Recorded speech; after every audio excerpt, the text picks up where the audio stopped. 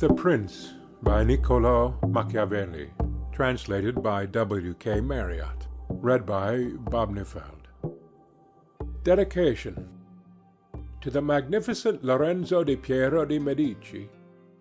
Those who strive to obtain the good graces of a prince are accustomed to come before him with such things as they hold most precious, or in which they see him take most delight. Whence one often sees horses, arms, cloth of gold, precious stones, and similar ornaments presented to princes, worthy of their greatness. Desiring therefore to present myself to your magnificence with some testimony of my devotion towards you, I have not found among my possessions anything which I hold more dear than, or value so much as, the knowledge of the actions of great men, acquired by long experience in contemporary affairs and a continual study of antiquity, which, having reflected upon it with great and prolonged diligence, I now send, digested into a little volume, to your magnificence. And although I may consider this work unworthy of your countenance, nevertheless I trust much to your benignity that it may be acceptable, seeing that it is not possible for me to make a better gift than to offer you the opportunity of understanding in the shortest time all that I have learnt in so many years, and with so many troubles and dangers, which work I have not embellished with swelling or magnificent words, nor stuffed with rounded periods, nor with any extrinsic allurements or adornments whatever, with which so many are accustomed to embellish their works. For I have wished either that no honour should be given it, or else that the truth of the matter and the weightiness of the theme shall make it acceptable. Nor do I hold with those who regard it as a presumption if a man of low and humble condition dare to discuss and settle the concerns of princes, because, just as those who draw landscapes place themselves below in the plain to contemplate the nature of the mountains and of lofty places, and in order to contemplate the plains place themselves upon high mountains, even so to understand the nature of the people it needs to be a prince, and to understand that of princes it needs to be of the people. Take, then, your magnificence, this little gift in the spirit in which I send it, wherein, if it be diligently read and considered by you, you will learn my extreme desire that you should attain that greatness which fortune and your other attributes promise.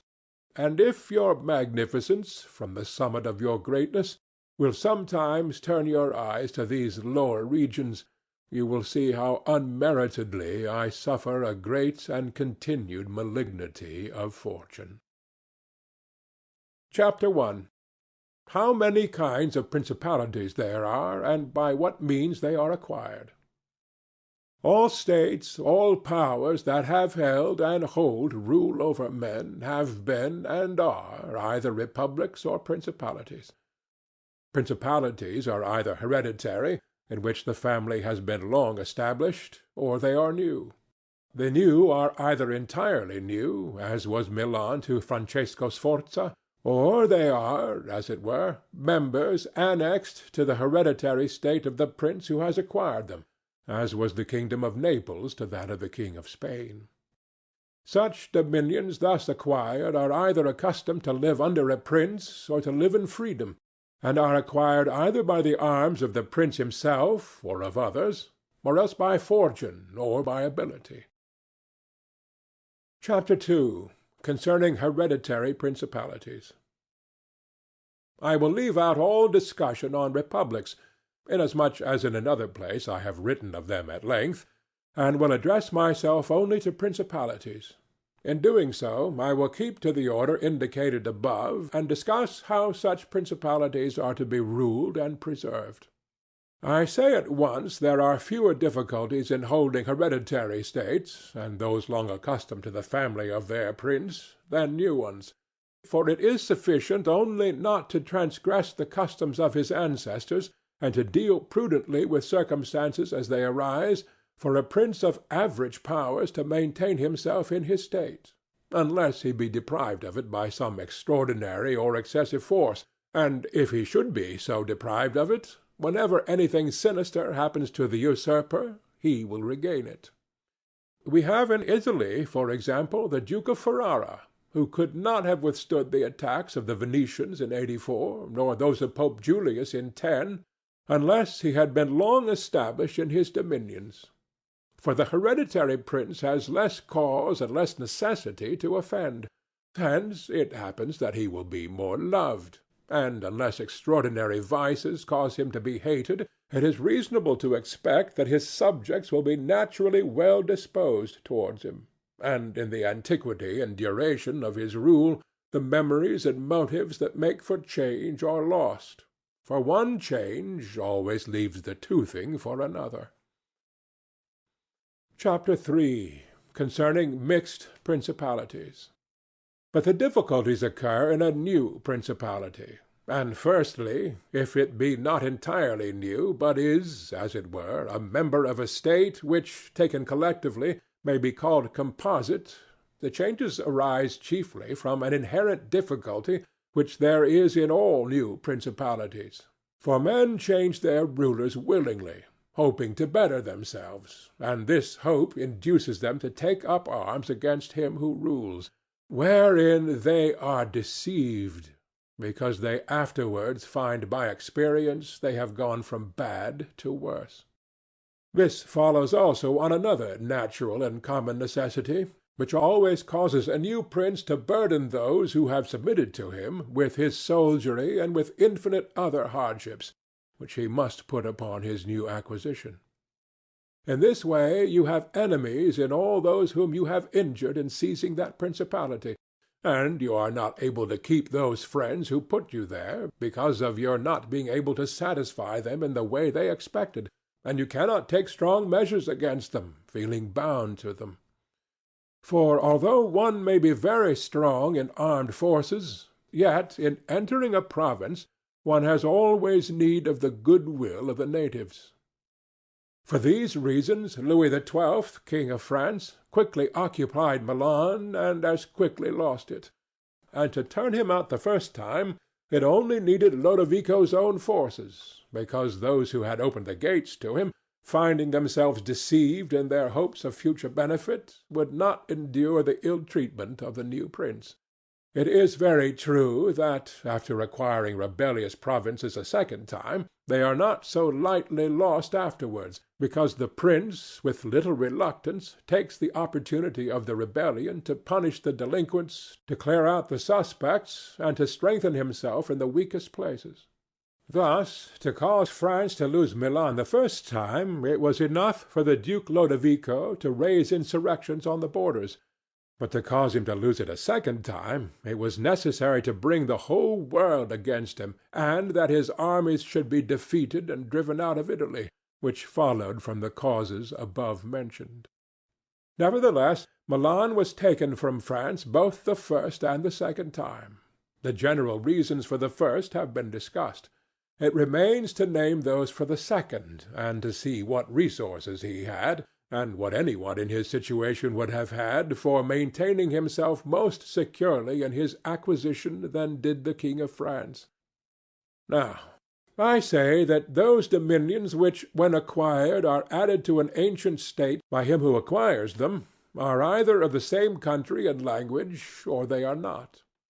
When they are, it is easier to hold them, especially when they have not been accustomed to self-government. And to hold them securely, it is enough to have destroyed the family of the prince who was ruling them, because the two peoples, preserving in other things the old conditions, and not being unlike in customs, will live quietly together, as one has seen in Brittany, Burgundy, Gascony, and Normandy, which have been bound to France for so long a time. And although there may be some difference in language, nevertheless the customs are alike, and the people will easily be able to get on amongst themselves.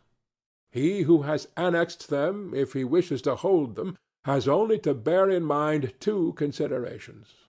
The one, that the family of their former lord is extinguished; the other, that neither their laws nor their taxes are altered, so that in a very short time they will become entirely one body with the old principality. But when states are acquired in a country differing in language, customs, or laws, there are difficulties, and good fortune and great energy are needed to hold them. And one of the greatest and most real helps would be that he who has acquired them should go and reside there.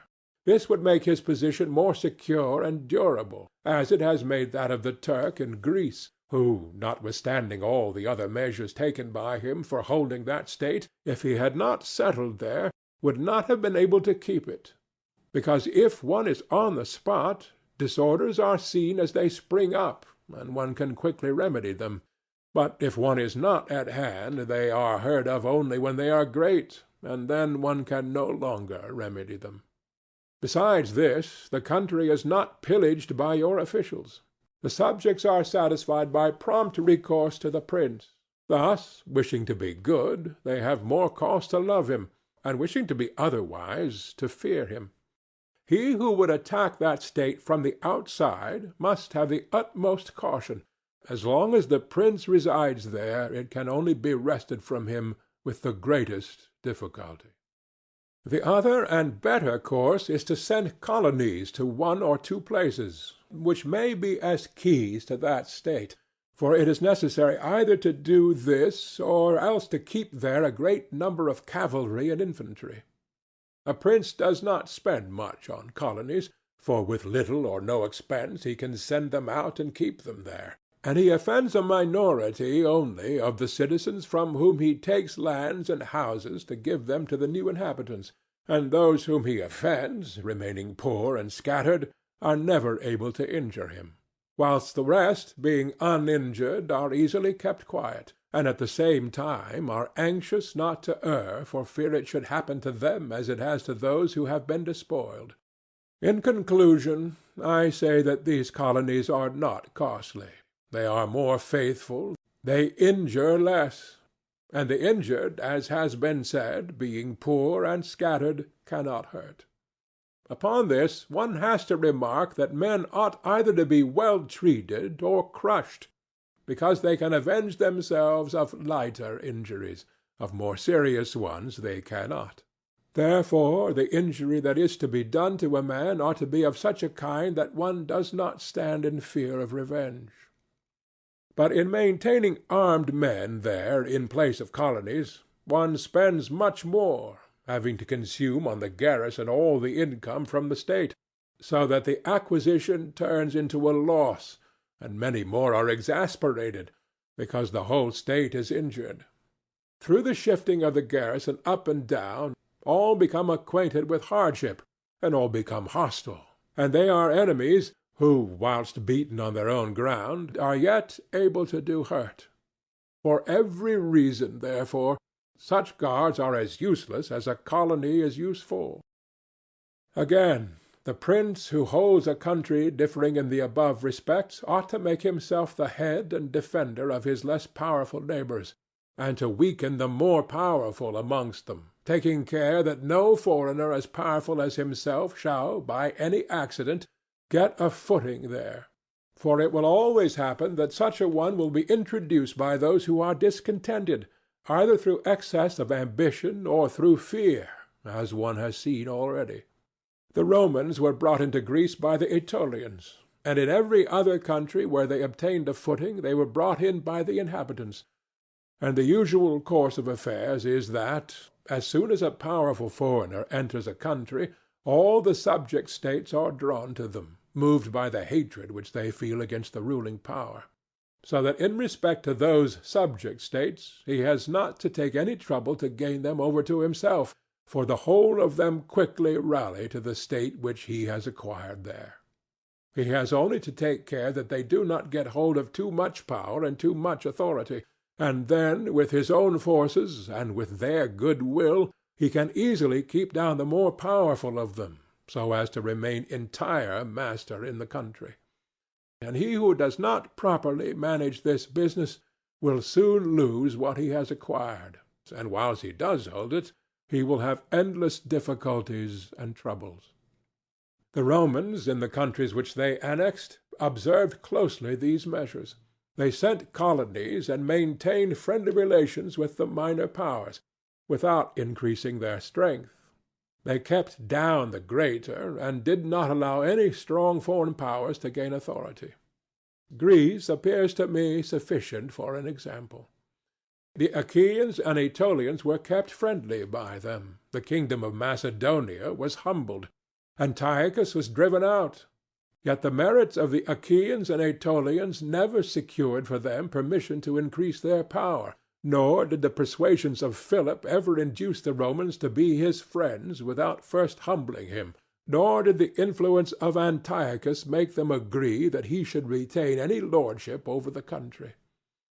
Because the Romans did in these instances what all prudent princes ought to do, who have to regard not only present troubles, but also future ones, for which they must prepare with every energy, because, when foreseen, it is easy to remedy them.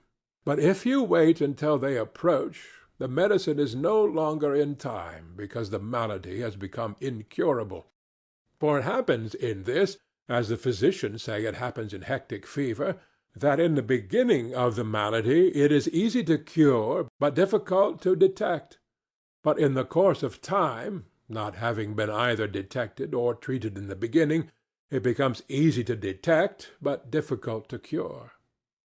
This it happens in affairs of state, for when the evils that arise have been foreseen, which it is only given to a wise man to see, they can be quickly redressed. But when, through not having been foreseen, they have been permitted to grow in a way that every one can see them, there is no longer a remedy. Therefore the Romans, foreseeing troubles, dealt with them at once, and even to avoid a war would not let them come to a head, for they knew that war is not to be avoided, but is only to be put off to the advantage of others. Moreover, they wished to fight with Philip and Antiochus in Greece, so as not to have to do it in Italy. They could have avoided both, but this they did not wish. Nor did that ever please them which is forever in the mouths of the wise ones of our times. Let us enjoy the benefits of the time, but rather the benefits of their own valor and prudence. For time drives everything before it, and is able to bring with it good as well as evil, and evil as well as good. But let us return to France, and inquire whether she has done any of the things mentioned. I will speak of Louis, and not of Charles, as the man whose conduct is the better to be observed, he having held possession of Italy for the longest period, and you will see that he has done the opposite to those things which ought to be done to retain a state composed of diverse elements. King Louis was brought into Italy by the ambition of the Venetians, who desired to obtain half the state of Lombardy by his intervention. I will not blame the course taken by the king, because, wishing to get a foothold in Italy, and having no friends there, seeing rather that every door was shut to him owing to the conduct of Charles, he was forced to accept those friendships which he could get, and he would have succeeded very quickly in his design if in other matters he had not made some mistakes. The king, however, having acquired Lombardy, regained at once the authority which Charles had lost. Genoa yielded. The Florentines became his friends. The Marquis of Mantua, the Duke of Ferrara, the Bentivogli, my Lady of Forli, the lords of Faenza, of Pesaro, of Rimini, of Camarino, of Piombino, the Lucchese, the Pisans, the Sienese, everybody made advances to him to become his friend. Then could the Venetians realize the rashness of the course taken by them, which, in order that they might secure 2 towns in Lombardy, had made the king master of 2/3 of Italy. Let any one now consider with what little difficulty the king could have maintained his position in Italy had he observed the rules above laid down, and kept all his friends secure and protected. For although they were numerous, they were both weak and timid, some afraid of the church, some of the Venetians, and thus they would always have been forced to stand in with him, and by their means he could easily have made himself secure against those who remained powerful. But he was no sooner in Milan than he did the contrary by assisting Pope Alexander to occupy the Romagna.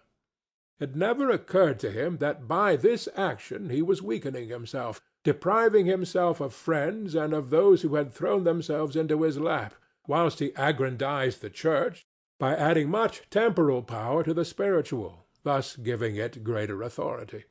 And having committed this prime error, he was obliged to follow it up, so much so that, to put an end to the ambition of Alexander, and to prevent his becoming the master of Tuscany, he was himself forced to come into Italy. And, as if it were not enough to have aggrandized the church and deprived himself of friends, he, wishing to have the kingdom of Naples, divides it with the king of Spain, and where he was the prime arbiter in Italy, he takes an associate, so that the ambitious of that country and the malcontents of his own should have somewhere to shelter. And whereas he could have left in the kingdom his own pensioner as king, he drove him out, to put one there who was able to drive him, Louis, out in turn. The wish to acquire is in truth very natural and common, and men always do so when they can, and for this they will be praised, not blamed. But when they cannot do so, yet wish to do so by any means, then there is folly and blame. Therefore, if France could have attacked Naples with her own forces, she ought to have done so. If she could not, then she ought not to have divided it. And if the partition which she made with the Venetians in Lombardy was justified by the excuse that by it she got a foothold in Italy, the other partition merited blame, for it had not the excuse of that necessity. Therefore Louis made these 5 errors. He destroyed the minor powers. He increased the strength of one of the great powers in Italy. He brought in a foreign power. He did not settle in the country. He did not send colonies, which errors, had he lived, were not enough to injure him had he not made a 6th, by taking away their dominions from the Venetians. Because, had he not aggrandized the church, nor brought Spain into Italy, it would have been very reasonable and necessary to humble them. But having first taken these steps, he ought never to have consented to their ruin, for they, being powerful, would always have kept off others from designs on Lombardy, to which the Venetians would never have consented, except to become masters themselves there. Also because the others would not wish to take Lombardy from France in order to give it to the Venetians, and to run counter to both they would not have had the courage. And if any one should say, King Louis yielded the Romagna to Alexander and the kingdom to Spain to avoid war, I answer, for the reasons given above, that a blunder ought never to be perpetrated to avoid war, because it is not to be avoided, but is only deferred, to your disadvantage. And if another should allege the pledge which the king had given to the Pope, that he would assist him in the enterprise in exchange for the dissolution of his marriage and for the cap to Rouen, to that I reply what I shall write later on concerning the faith of princes and how it ought to be kept. Thus King Louis lost Lombardy by not having followed any of the conditions observed by those who have taken possession of countries and wish to retain them. Nor is there any miracle in this, but much that is reasonable and quite natural. And on these matters I spoke at Nantes with Rouen, when Valentino, as Cesare Borgia, the son of Pope Alexander, was usually called, occupied the Romagna, and on Cardinal Rouen observing to me that the Italians did not understand war, I replied to him that the French did not understand statecraft, meaning that otherwise they would not have allowed the Church to reach such greatness. And in fact it has been seen that the greatness of the Church and of Spain in Italy has been caused by France, and her ruin may be attributed to them. From this a general rule is drawn which never or rarely fails, that he who is the cause of another becoming powerful is ruined, because that predominancy has been brought about either by astuteness or else by force, and both are distrusted by him who has been raised to power. Chapter 4. Why the kingdom of Darius, conquered by Alexander, did not rebel against the successors of Alexander at his death. Considering the difficulties which men have had to hold to a newly acquired state, some might wonder how, seeing that Alexander the Great became the master of Asia in a few years, and died whilst it was scarcely settled, whence it might appear reasonable that the whole empire would have rebelled, nevertheless his successors maintained themselves, and had to meet no other difficulty than that which arose among themselves from their own ambitions. I answer that the principalities of which one has record are found to be governed in two different ways, either by a prince with a body of servants who assist him to govern the kingdom as ministers by his favour and permission, or by a prince and barons who hold that dignity by antiquity of blood and not by the grace of the prince. Such barons have states and their own subjects, who recognize them as lords and hold them in natural affection. Those states that are governed by a prince and his servants hold their prince in more consideration, because in all the country there is no one who is recognized as superior to him, and if they yield obedience to another, they do it as to a minister and official, and they do not bear him any particular affection. The examples of these two governments in our time are the Turk and the King of France. The entire monarchy of the Turk is governed by one lord. The others are his servants, and dividing his kingdom into sanjaks, he sends there different administrators, and shifts and changes them as he chooses. But the King of France is placed in the midst of an ancient body of lords, acknowledged by their own subjects and beloved by them. They have their own prerogatives, nor can the king take them away except at his peril. Therefore, he who considers both of these states will recognize great difficulties in seizing the state of the Turk, but, once it is conquered, great ease in holding it. The causes of the difficulties in seizing the kingdom of the Turk are that the usurper cannot be called in by the princes of the kingdom, nor can he hope to be assisted in his designs by the revolt of those whom the Lord has around him. This arises from the reasons given above. For his ministers, being all slaves and bondmen, can only be corrupted with great difficulty, and one can expect little advantage from them when they have been corrupted, as they cannot carry the people with them, for the reasons assigned. Hence, he who attacks the Turk must bear in mind that he will find him united, and he will have to rely more on his own strength than on the revolt of others. But if once the Turk has been conquered, and routed in the field in such a way that he cannot replace his armies, there is nothing to fear but the family of this prince, and this being exterminated, there remains no one to fear, the others having no credit with the people. And as the conqueror did not rely on them before his victory, so he ought not to fear them after it. The contrary happens in kingdoms governed like that of France, because one can easily enter there by gaining over some baron of the kingdom, for one always finds malcontents and such as desire a change.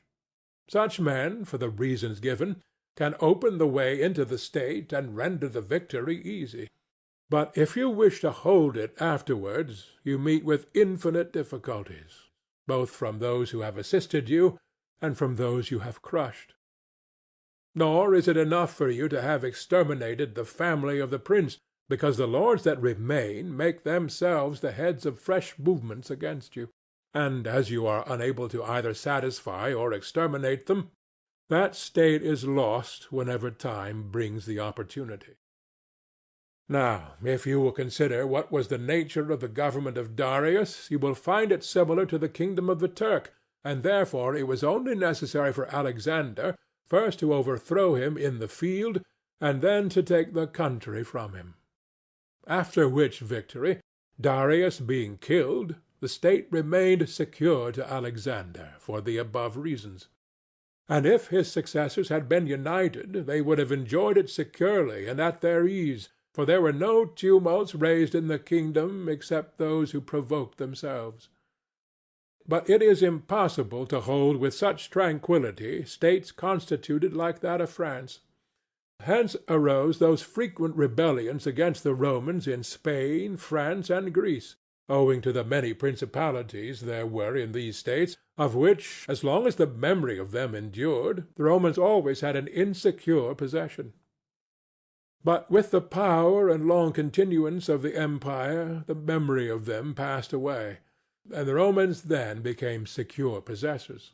And when fighting afterwards against themselves, each one was able to attach to himself his own parts of the country, according to the authority he had assumed there, and the family of the former lord being exterminated, none other than the Romans were acknowledged.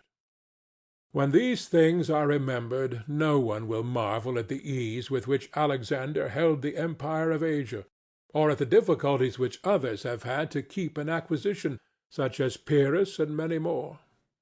This is not occasioned by the little or abundance of ability in the conqueror, but by the want of uniformity in the subject state. Chapter 5. Concerning the way to govern cities or principalities which lived under their own laws before they were annexed. Whenever those states which have been acquired as stated have been accustomed to live under their own laws and in freedom, there are three courses for those who wish to hold them. The first is to ruin them. The next is to reside there in person. The third is to permit them to live under their own laws, drawing a tribute and establishing within it an oligarchy which will keep it friendly to you. Because such a government, being created by the prince, knows that it cannot stand without his friendship and interest, and does its utmost to support him. And therefore he who would keep a city accustomed to freedom will hold it more easily by the means of its own citizens than in any other way. There are, for example, the Spartans and the Romans. The Spartans held Athens and Thebes, establishing there an oligarchy. Nevertheless, they lost them. The Romans, in order to hold Capua, Carthage, and Numantia, dismantled them, and did not lose them.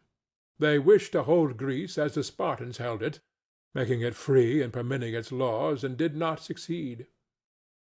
So, to hold it, they were compelled to dismantle many cities in the country. For in truth there is no safe way to retain them otherwise than by ruining them. And he who becomes master of a city accustomed to freedom, and does not destroy it, may expect to be destroyed by it.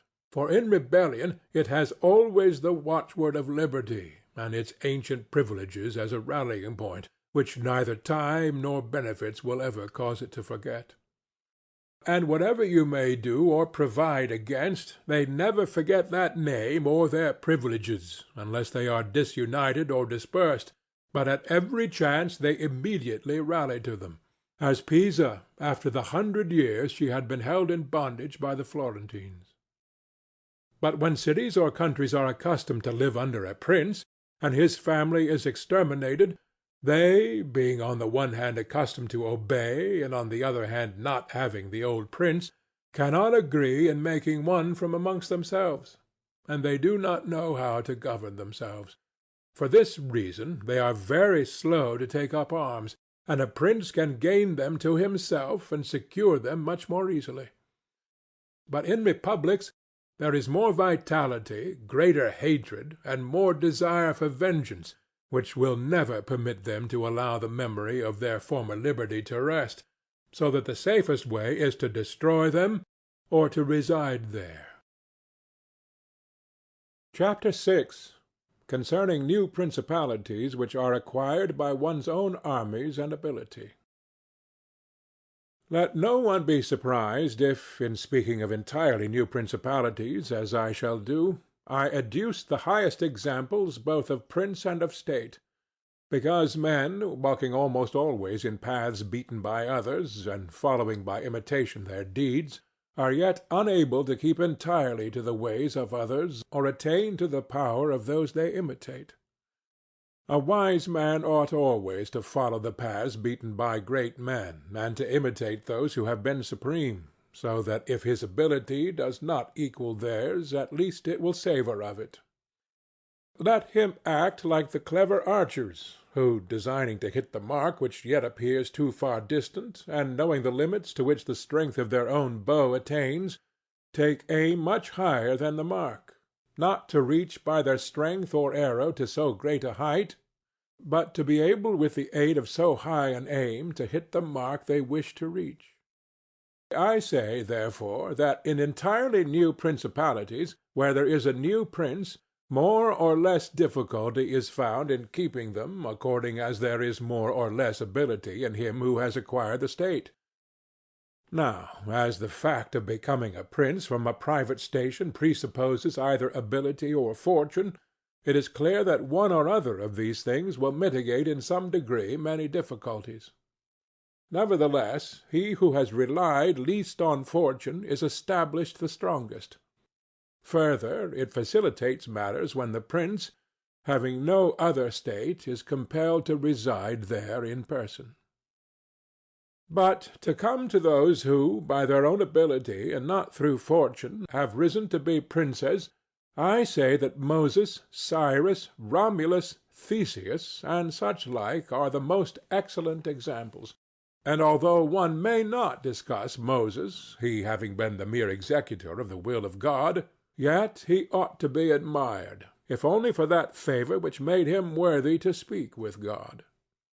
But in considering Cyrus and others who have acquired or founded kingdoms, all will be found admirable. And if their particular deeds and conduct shall be considered, they will not be found inferior to those of Moses, although he had so great a preceptor. And in examining their actions and lives, one cannot see that they owed anything to fortune beyond opportunity, which brought them the material to mold into the form which seemed best to them. Without that opportunity their powers of mind would have been extinguished, and without those powers the opportunity would have come in vain. It was necessary, therefore, to Moses that he should find the people of Israel in Egypt enslaved and oppressed by the Egyptians, in order that they should be disposed to follow him so as to be delivered out of bondage. It was necessary that Romulus should not remain in Alba, and that he should be abandoned at his birth, in order that he should become king of Rome and founder of the fatherland. It was necessary that Cyrus should find the Persians discontented with the government of the Medes, and the Medes soft and effeminate through their long peace. Theseus could not have shown his ability had he not found the Athenians dispersed. These opportunities, therefore, made these men fortunate, and their high ability enabled them to recognize the opportunity whereby their country was ennobled and made famous. Those who by valorous ways become princes, like these men, acquire a principality with difficulty, but they keep it with ease. The difficulties they have in acquiring it rise in part from the new rules and methods which they are forced to introduce to establish their government and its security. And it ought to be remembered that there is nothing more difficult to take in hand, more perilous to conduct, more uncertain in its success, than to take the lead in the introduction of a new order of things. Because the innovator has for enemies all those who have done well under the old conditions, and lukewarm defenders in those who may do well under the new. This coolness arises partly from the fear of the opponents, who have the laws on their side, and partly from the incredulity of men, who do not readily believe in new things until they have had a long experience of them. Thus it happens that whenever those who are hostile have the opportunity to attack, they do it like partisans, while the others defend lukewarmly, in such wise that the prince is endangered along with them. It is necessary, therefore, if we desire to discuss this matter thoroughly, to inquire whether these innovators can rely on themselves or have to depend on others; that is to say, whether, to consummate their enterprise, have they to use prayers, or can they use force? In the first instance they always succeed badly, and never compass anything. But when they can rely on themselves and use force, then they are rarely endangered. Hence it is that all armed prophets have conquered, and the unarmed ones have been destroyed.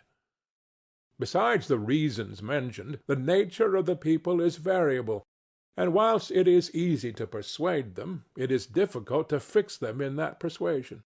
And thus it is necessary to take such measures that, when they believe no longer, it may be possible to make them believe by force.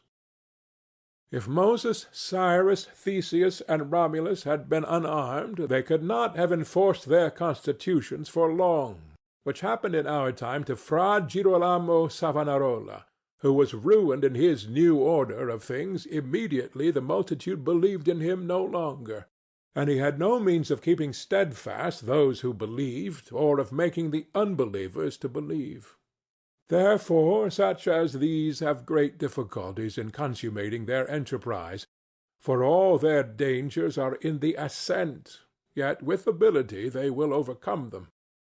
But when these are overcome, and those who envied them their success are exterminated, they will begin to be respected, and they will continue afterwards powerful, secure, honored, and happy.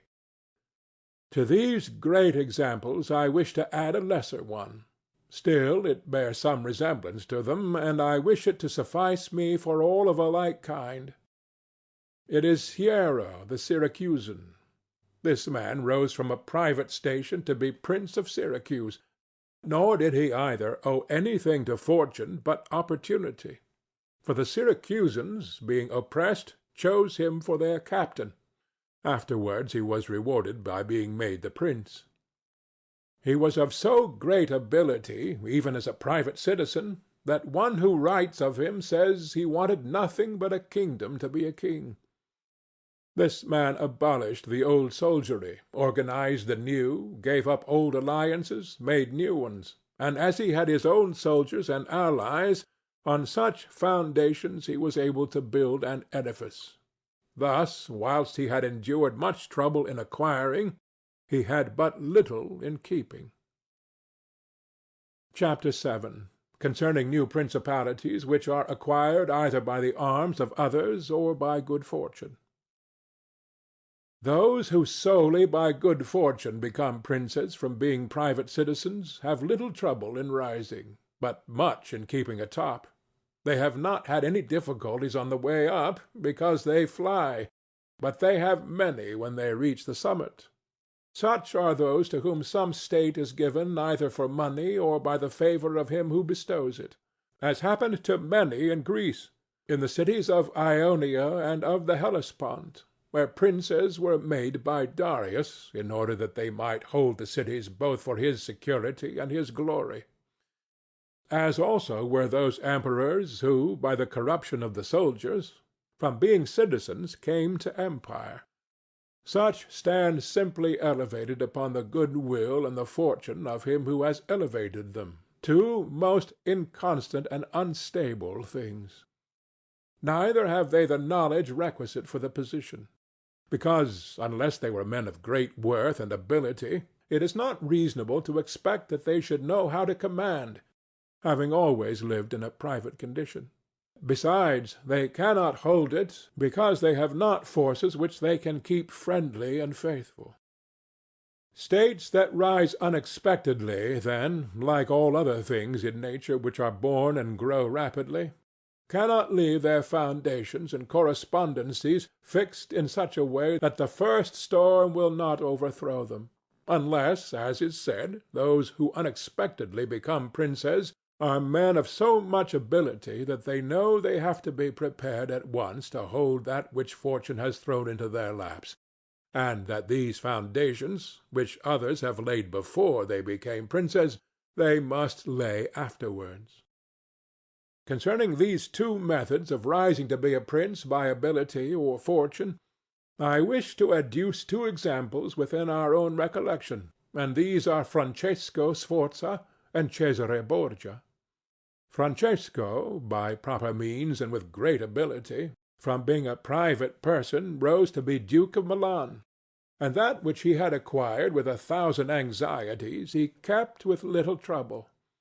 On the other hand, Cesare Borgia, called by the people Duke Valentino, acquired his state during the ascendancy of his father, and on its decline he lost it. notwithstanding that he had taken every measure and done all that ought to be done by a wise and able man to fix firmly his roots in the states which the arms and fortunes of others had bestowed on him. Because, as is stated above, he who has not first laid his foundations may be able with great difficulty to lay them afterwards, but they will be laid with trouble to the architect and danger to the building.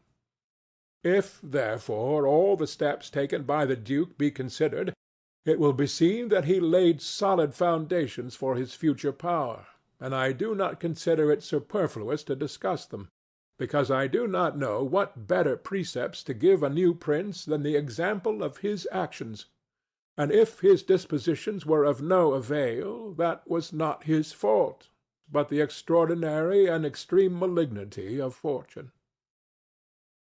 Alexander VI, in wishing to aggrandize the duke, his son, had many immediate and prospective difficulties. Firstly, he did not see his way to make him master of any state that was not a state of the Church. And if he was willing to rob the Church, he knew that the Duke of Milan and the Venetians would not consent, because Faenza and Rimini were already under the protection of the Venetians. Besides this, he saw the arms of Italy, especially those by which he might have been assisted, in hands that would fear the aggrandizement of the Pope, namely the Orsini and the Colonnesi and their following. It behoved him, therefore, to upset this state of affairs and embroil the powers, so as to make himself securely master of part of their states. This was easy for him to do, because he found the Venetians, moved by other reasons, inclined to bring back the French into Italy. He would not only not oppose this, but he would render it more easy by dissolving the former marriage of King Louis. Therefore the king came into Italy with the assistance of the Venetians and the consent of Alexander. He was no sooner in Milan than the Pope had soldiers from him for the attempt on the Romagna, which yielded to him on the reputation of the king. The duke, therefore, having acquired the Romagna and beaten the Colonnesi, while wishing to hold that and to advance further, was hindered by two things. The one, his forces did not appear loyal to him; the other, the good-will of France. That is to say, he feared that the forces of the Orsini, which he was using, would not stand to him, that not only might they hinder him from winning more, but might make themselves seize what he had won, and that the king might also do the same. Of the Orsini he had a warning, when after taking Faenza and attacking Bologna, he saw them go very unwillingly to that attack. And as to the king, he learned his mind when he himself, after taking the duchy of Urbino, attacked Tuscany, and the king made him desist from that undertaking. Hence the duke decided to depend no more upon the arms and the luck of others. For the first time he weakened the Orsini and Colonnesi parties in Rome, by gaining to himself all their adherents who were gentlemen, by making them his gentlemen, giving them good pay, and according to their rank, honoring them with office and command in such a way that in a few months all attachment to the factions was destroyed and turned entirely to the duke. After this he awaited an opportunity to crush the Orsini, having scattered the adherents of the Colonna house. This came to him soon, and he used it well. For the Orsini, perceiving at length that the aggrandizement of the duke and the church was ruin to them, called a meeting of the Magione in Perugia. From this sprung the rebellion at Urbino and the tumults in the Romagna, with endless dangers to the duke, all of which he overcame with the help of the French. Having restored his authority, not to leave it at risk by trusting either to the French or other outside forces, he had recourse to his wiles, and he knew so well how to conceal his mind, that by the mediation of Signor Pagolo, whom the duke did not fail to secure with all kinds of attention, giving him money, apparel, and horses, the Orsini were reconciled, so that their simplicity brought them into his power at Sinigalia. Having exterminated the leaders, and turned their partisans into his friends, the duke laid sufficiently good foundations to his power, having all the Romagna and the duchy of Urbino. And the people now beginning to appreciate their prosperity, he gained them all over to himself. And as this point is worthy of notice and to be imitated by others, I am not willing to leave it out. When the duke occupied the Romagna, he found it under the rule of weak masters, who rather plundered their subjects than ruled them, and gave them more cause for disunion than for union, so that the country was full of robbery, quarrels, and every kind of violence. And so, wishing to bring back peace and obedience to authority, he considered it necessary to give it a good governor. Thereupon he promoted Messer Ramiro d'Orca, a swift and cruel man, to whom he gave the fullest power. This man in a short time restored peace and unity with the greatest success. Afterwards the duke considered that it was not advisable to confer such excessive authority, for he had no doubt but that he would become odious. So he set up a court of judgment in the country, under a most excellent president, wherein all cities had their advocates.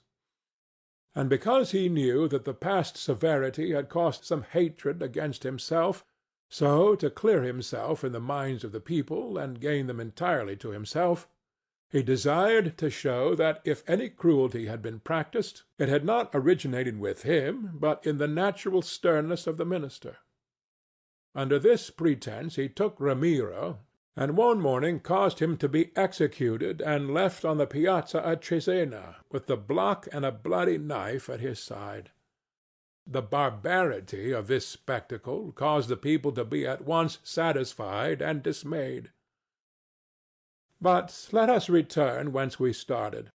I say that the duke, finding himself now sufficiently powerful and partly secured from immediate dangers by having armed himself in his own way, and having in a great measure crushed those forces in his vicinity that could injure him if he wished to proceed with his conquest, had next to consider France, for he knew that the king, who too late was aware of his mistake, would not support him.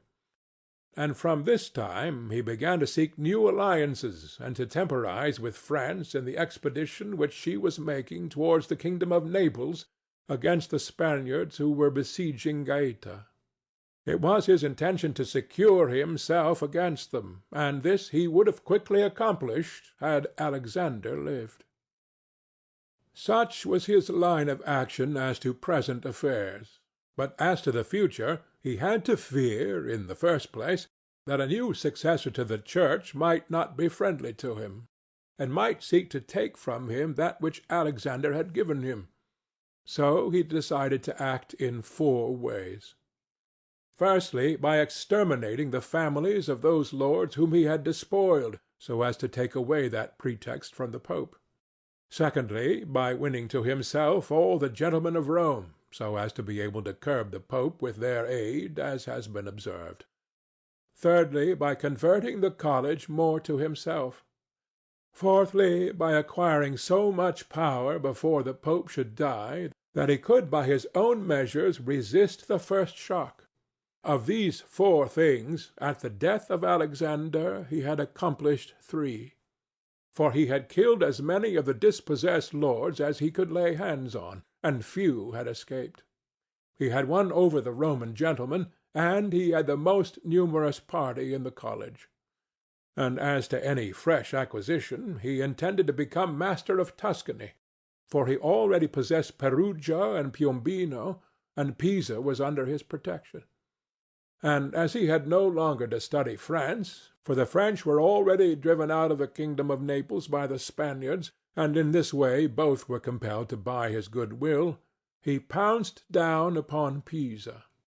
After this, Lucca and Siena yielded at once, partly through hatred and partly through fear of the Florentines, and the Florentines would have had no remedy had he continued to prosper as he was prospering the year that Alexander died, for he had acquired so much power and reputation that he would have stood by himself, and no longer have depended on the luck and forces of others, but solely on his own power and ability.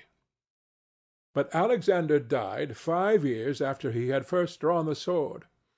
He left the duke with the state of Romagna alone consolidated, with the rest in the air, between two most powerful hostile armies, and sick unto death. Yet there were in the duke such boldness and ability, and he knew so well how men are to be won or lost, and so firm with the foundations which in so short a time he had laid, that if he had not had those armies on his back, or if he had been in good health, he would have overcome all difficulties.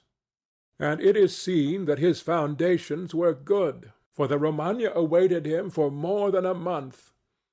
In Rome, although but half alive, he remained secure, and whilst the Baglioni, the Vitelli, and the Orsini might come to Rome, they could not effect anything against him. If he could not have made pope him whom he wished, at least the one whom he did not wish would not have been elected. But if he had been in sound health at the death of Alexander, everything would have been different to him. On the day that Julius II was elected, he told me that he had thought of everything that might occur at the death of his father, and had provided a remedy for all, except that he had never anticipated that, when the death did happen, he himself would be on the point to die. When all the actions of the duke are recalled, I do not know how to blame him, but rather it appears to be, as I have said, that I ought to offer him for imitation to all those who, by the fortune or the arms of others, are raised to government. Because he, having a lofty spirit and far-reaching aims, could not have regulated his conduct otherwise, and only the shortness of the life of Alexander and his own sickness frustrated his designs. Therefore, he who considers it necessary to secure himself in his new principality, to win friends, to overcome either by force or fraud, to make himself beloved and feared by the people, to be followed and revered by the soldiers, to exterminate those who have power or reason to hurt him, to change the old order of things for new, to be severe and gracious, magnanimous and liberal, to destroy a disloyal soldiery and to create new, to maintain friendship with kings and princes in such a way that they must help him with zeal and offend with caution, cannot find a more lively example than the actions of this man. Only can he be blamed for the election of Julius II, in whom he made a bad choice, because, as is said, not being able to elect a pope to his own mind, he could have hindered any other from being elected pope, and he ought never to have consented to the election of any cardinal whom he had injured or who had cause to fear him if they became pontiffs. For men injure either from fear or hatred. Those whom he had injured, amongst others, were San Pietro ad Vincula, Colonna, San Giorgio, and Ascanio. The rest, in becoming pope, had to fear him, Rouen and the Spaniards excepted. The latter from their relationship and obligations, the former from his influence, the kingdom of France having relations with him. Therefore, above everything, the duke ought to have created a Spaniard pope, and failing him, he ought to have consented to Rouen and not San Pietro ad Vincula. He who believes that new benefits will cause great personages to forget old injuries is deceived. Therefore the duke erred in his choice, and it was the cause of his ultimate ruin. Chapter 8. Concerning those who have obtained a principality by wickedness. Although a prince may rise from a private station in 2 years, neither of which can be entirely attributed to fortune or genius, yet it is manifest to me that I must not be silent on them, although one could be more copiously treated when I discuss republics. These methods are, when, either by some wicked or nefarious ways, one ascends to the principality, or when by the favor of his private citizens a private person becomes the prince of his country. And speaking of the first method, it will be illustrated by 2 examples, one ancient, the other modern, and without entering further into the subject, I consider these 2 examples will suffice those who may be compelled to follow them. Agathocles, the Sicilian, became king of Syracuse, not only from a private, but from a low and abject position. This man, the son of a potter, through all the changes in his fortunes always led an infamous life. Nevertheless, he accompanied his infamies with so much ability of mind and body that, having devoted himself to the military profession, he rose through its ranks to be praetor of Syracuse. Being established in that position, and having deliberately resolved to make himself prince, and to seize by violence, without obligation to others, that which had been conceded to him by assent, he came to an understanding for this purpose with Hamilcar the Carthaginian, who, with his army, was fighting in Sicily. One morning he assembled the people and the senate of Syracuse, as if he had to discuss with them things relating to the republic, and at a given signal the soldiers killed all the senators and the richest of the people. These dead, he seized and held the princedom of that city without any civil commotion. And although he was twice routed by the Carthaginians, and ultimately besieged, yet not only was he able to defend his city, but leaving part of his men for its defense, with the others he attacked Africa, and in a short time raised the siege of Syracuse. The Carthaginians, reduced to extreme necessity, were compelled to come to terms with Agathocles, and, leaving Sicily to him, had to be content with the possession of Africa. Therefore he who considers the actions and the genius of this man will see nothing, or little, which can be attributed to fortune, inasmuch as he attained preeminence, as is shown above, not by the favor of any one, but step by step in the military profession, which steps were gained with 1,000 troubles and perils, and were afterwards boldly held by him with many hazardous dangers. Yet it cannot be called talent to slay fellow-citizens, to deceive friends, to be without faith, without mercy, without religion. Such methods may gain empire, but not glory. Still, if the courage of Agathocles in entering into and extricating himself from dangers be considered, together with his greatness of mind in enduring and overcoming hardships, it cannot be seen why he should be esteemed less than the most notable captain. Nevertheless, his barbarous cruelty and inhumanity, with infinite wickedness, do not permit him to be celebrated among the most excellent men. What he achieved cannot be attributed either to fortune or genius. In our times, during the rule of Alexander VI, Oliverotto da Fermo, having been left an orphan many years before, was brought up by his maternal uncle, Giovanni Fogliani, and in the early days of his youth sent to fight under Pagolo Vitelli, that being trained under his discipline he might attain some high position in the military profession. After Pagolo died, he fought under his brother Vitellozzo, and in a very short time, being endowed with wit and a vigorous body and mind, he became the first man in his profession. But it appearing a paltry thing to serve under others, he resolved, with the aid of some citizens of Fermo, to whom the slavery of their country was dearer than its liberty, and with the help of Vitelleschi, to seize Fermo. So he wrote to Giovanni Fogliani that, having been away from home for many years, he wished to visit him and his city, and in some measure to look upon his patrimony.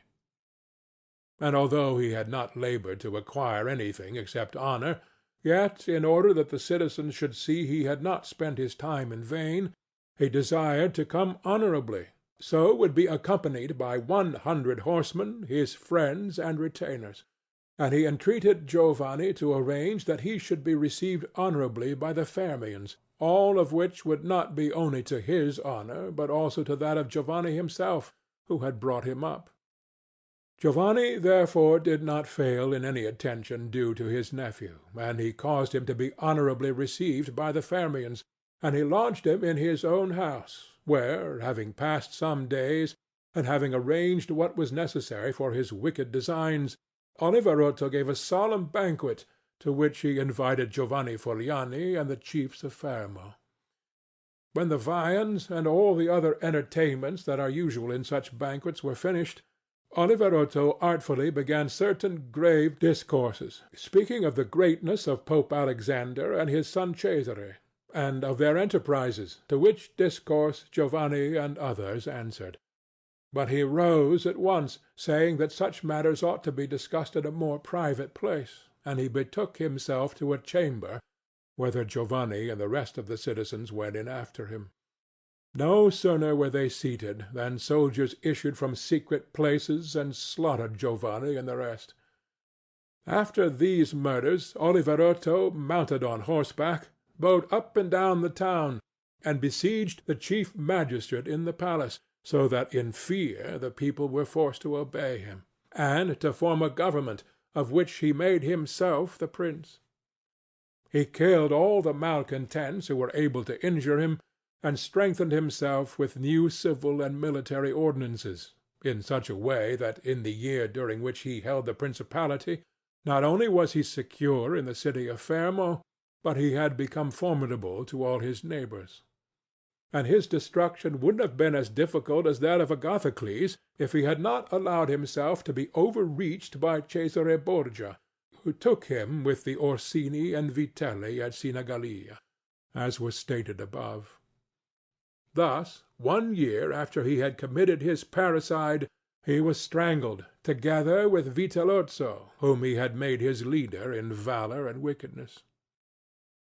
Some may wonder how it can happen that Agathocles and his like, after infinite treacheries and cruelties, should live for long secure in his country, and defend himself from external enemies, and never be conspired against by his own citizens, seeing that many others, by means of cruelty, have never been able even in peaceful times to hold the state, still less in the doubtful times of war.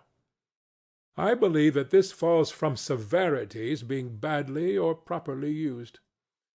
Those may be called properly used, if of evil it is possible to speak well, that are applied at one blow and are necessary to one's security, and that are not persisted in afterwards, unless they can be turned to the advantage of the subjects. The badly employed are those which, notwithstanding they may be few in the commencement, multiply with time rather than decrease. Those who practice the first system are able, by the aid of God or man, to mitigate in some degree their rule, as Agathocles did. It is impossible for those who follow the other to maintain themselves. Hence it is to be remarked that in seizing a state the usurper ought to examine closely into all those injuries which it is necessary for him to inflict, and to do them all at one stroke, so as not to have to repeat them daily, and thus by not unsettling men he will be able to reassure them, and win them to himself by benefits. He who does otherwise, either from timidity or evil advice, is always compelled to keep the knife in his hand. Neither can he rely on his subjects, nor can they attach themselves to him, owing to their continued and repeated wrongs. For injuries are to be done all at one time, so that, being tasted less, they offend less. Benefits are to be given little by little, so that the flavor of them may last longer. And above all things, a prince ought to live amongst his people in such a way that no unexpected circumstances, whether of good or evil, shall make him change. Because if the necessity for this comes in troubled times, you are too late for harsh measures, and mild ones will not help you, for they will be considered as forced from you, and no one will be under any obligation to you for them. Chapter 9. Concerning a Civil Principality. But coming to the other point, where a leading citizen becomes the prince of his country, not by wickedness or any intolerable violence, but by the favor of his fellow citizens, this may be called a civil principality. Nor is genius or fortune altogether necessary to attain to it, but rather a happy shrewdness. I say, then, that such a principality is obtained either by the favor of the people or by the favor of the nobles, because in all cities these two distinct parties are found, and from this it arises that the people do not wish to be ruled nor oppressed by the nobles, and the nobles wish to rule and oppress the people. And from these two opposite desires there arises in cities one of three results: either a principality, self-government, or anarchy. A principality is created either by the people or by the nobles, accordingly as one or other of them has the opportunity. For the nobles, seeing they cannot withstand the people, begin to cry up the reputation of one of themselves, and they make him a prince, so that under his shadow they can give vent to their ambitions. The people, finding they cannot resist the nobles, also cry up the reputation of one of themselves, and make him a prince, so as to be defended by his authority.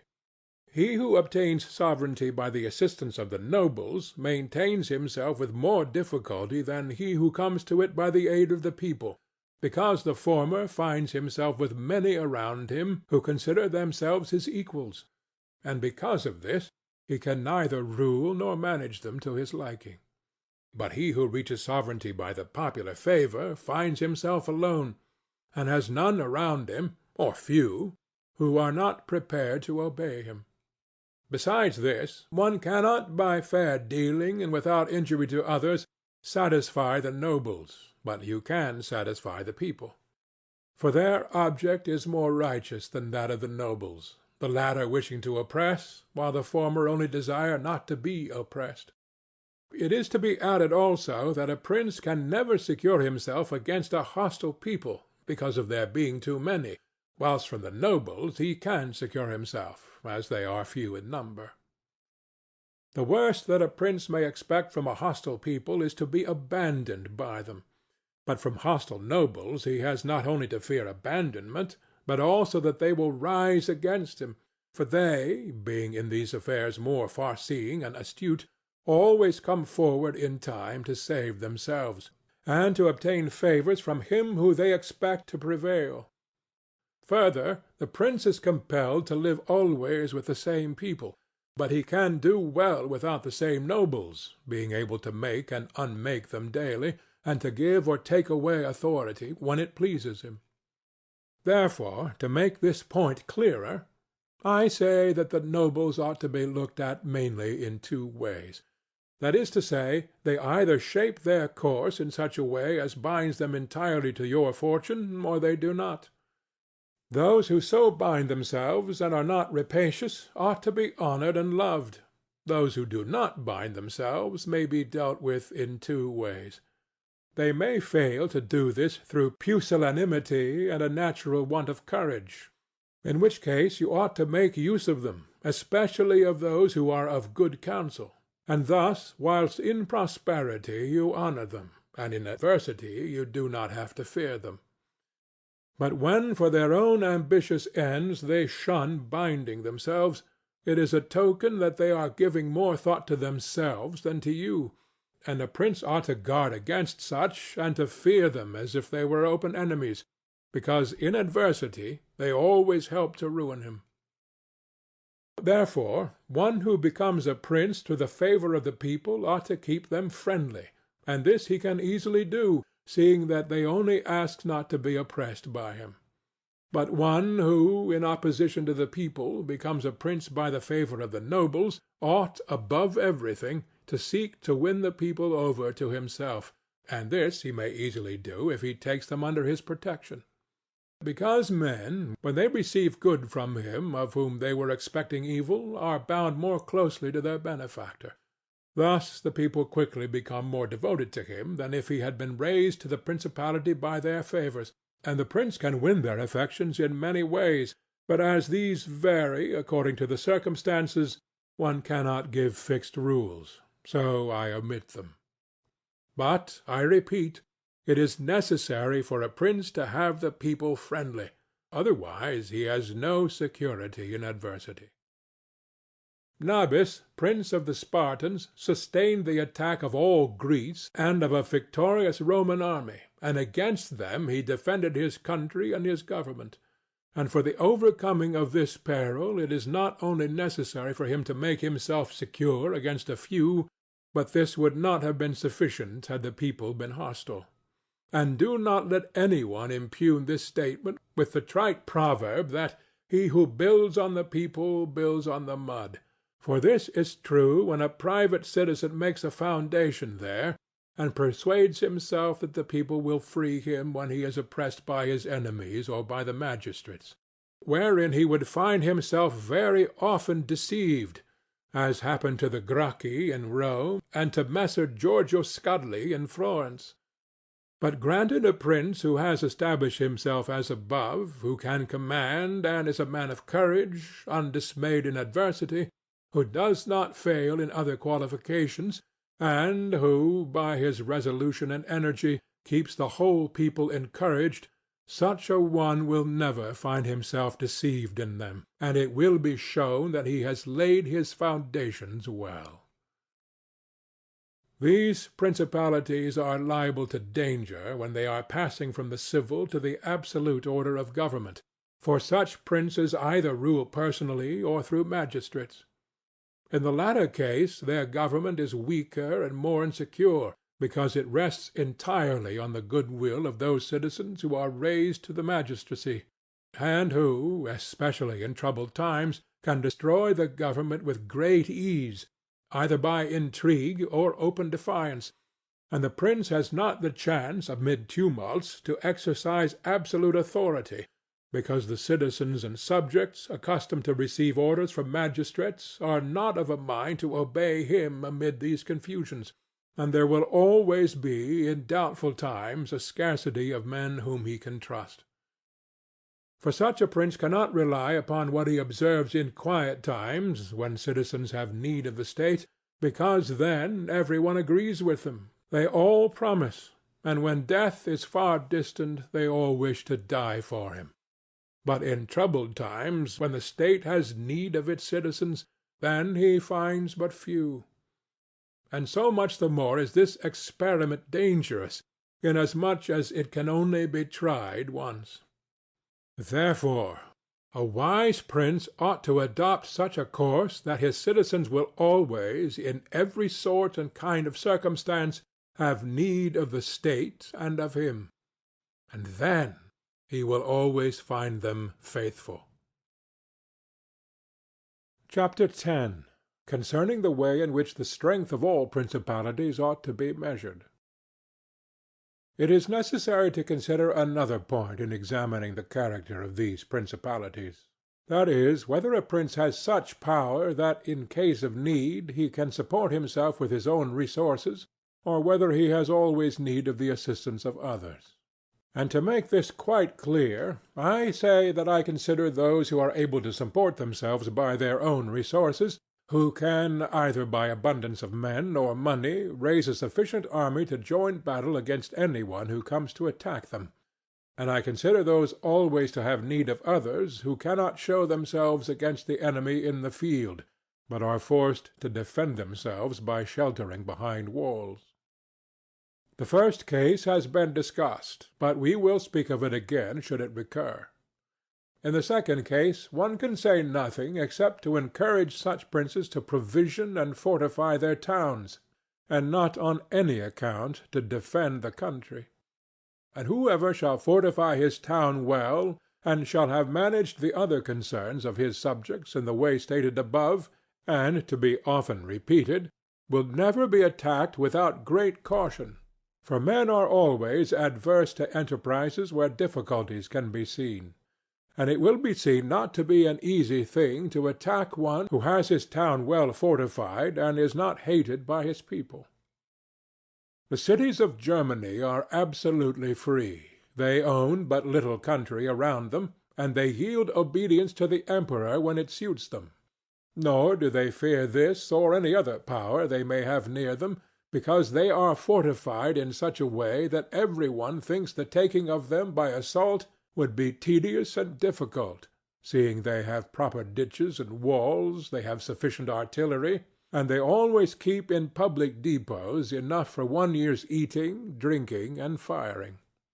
And beyond this, to keep the people quiet and without loss to the state, they always have the means of giving work to the community in those labors that are the life and strength of the city. and on the pursuit of which the people are supported.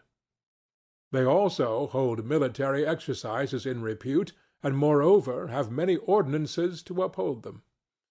Therefore a prince who has a strong city and had not made himself odious will not be attacked, or if any one should attack, he will only be driven off with disgrace. Again, because that the affairs of this world are so changeable, it is almost impossible to keep an army a whole year in the field without being interfered with. And whoever should reply, "If the people have property outside the city and see it burnt, they will not remain patient, and the long siege and self-interest will make them forget their prince," to this I answer that a powerful and courageous prince will overcome all such difficulties by giving at one time hope to his subjects that the evil will not be for long, at another time fear of the cruelty of the enemy, then preserving himself adroitly from those subjects who seem to him to be too bold. Further, the enemy would naturally on his arrival at once burn and ruin the country, at the time when the spirits of the people are still hot and ready for the defence, and therefore so much the less ought the prince to hesitate, because after a time, when spirits have cooled, the damage is already done, the ills are incurred, and there is no longer any remedy. And therefore they are so much the more ready to unite with their prince, he appearing to be under obligations to them, now that their houses have been burnt and their possessions ruined in his defence. For it is the nature of men to be bound by the benefits they confer as much as by those they receive. Therefore, if everything is well considered, it will not be difficult for the wise prince to keep the minds of his citizens steadfast from first to last, when he does not fail to support and defend them. Chapter 11. Concerning Ecclesiastical Principalities. It only remains now to speak of ecclesiastical principalities, touching which all difficulties are prior to getting possession, because they are acquired either by capacity or good fortune, and they can be held without either. For they are sustained by the ancient ordinances of religion, which are so all-powerful and of such a character that the principalities may be held no matter how their princes behave and live. These princes alone have states and do not defend them, and they have subjects and do not rule them, and the states, although unguarded, are not taken from them, and the subjects, although not ruled, do not care, and they have neither the desire nor the ability to alienate themselves. Such principalities only are secure and happy. But being upheld by powers to which the human mind cannot reach, I shall speak no more of them, because, being exalted and maintained by God, it would be the act of a presumptuous and rash man to discuss them. Nevertheless, if any one should ask of me how comes it that the Church has attained such greatness in temporal power, seeing that from Alexander backwards the Italian potentates, not only those who have been called potentates, but every baron and lord, though the smallest, have valued the temporal power very slightly, yet now a king of France trembles before it, and it has been able to drive him from Italy and to ruin the Venetians, although this may be very manifest, it does not appear to me superfluous to recall it in some measure to memory. Before Charles, king of France, passed into Italy, this country was under the dominion of the Pope, the Venetians, the King of Naples, the Duke of Milan, and the Florentines. These potentates had two principal anxieties: the one, that no foreigner should enter Italy under arms; the other, that none of themselves should seize more territory. Those about whom there was the most anxiety were the Pope and the Venetians. To restrain the Venetians, the union of all the others was necessary, as it was for the defence of Ferrara, and to keep down the Pope they made use of the barons of Rome, who, being divided into two factions, Orsini and Colonnesi, had always a pretext for disorder, and, standing with arms in their hands under the eyes of the pontiff, kept the pontificate weak and powerless. And although there might arise sometimes a courageous pope, such as Sixtus, yet neither fortune nor wisdom could rid him of his annoyances. And the short life of a pope is also a cause of weakness, for in the 10 years, which is the average life of a pope, he can with difficulty lower one of the factions. And if, so to speak, one people should almost destroy the Colonnesi, another would arise hostile to the Orsini, who would support their opponents, and yet would not have time to ruin the Orsini. This was the reason why the temporal powers of the pope were little esteemed in Italy. Alexander VI rose afterwards, who of all the pontiffs that have ever been showed how a pope with both money and arms was able to prevail, and through the instrumentality of the Duke Valentino, and by reason of the entry of the French, he brought about all those things which I have discussed above in the actions of the duke. And although his intention was not to aggrandize the church but the duke, nevertheless what he did contributed to the greatness of the church, which, after his death and the ruin of the duke, became the heir to all his labors. Pope Julius came afterwards, and found the church strong, possessing all the Romagna, the barons of Rome reduced to impotence, and through the chastisements of Alexander, the factions wiped out. He also found the way open to accumulate money in a manner such as had never been practised before Alexander's time. Such things Julius not only followed, but improved upon, and he intended to gain Bologna, to ruin the Venetians, and to drive the French out of Italy. All of these enterprises prospered with him, and so much the more to his credit, inasmuch as he did everything to strengthen the church and not any private person. He kept also the Orsini and Colonnesi factions within the bounds in which he found them, and although there was among them some mind to make disturbance, nevertheless he held 2 things firm: the one, the greatness of the church, with which he terrified them, and the other, not allowing them to have their own cardinals, who caused the disorders among them.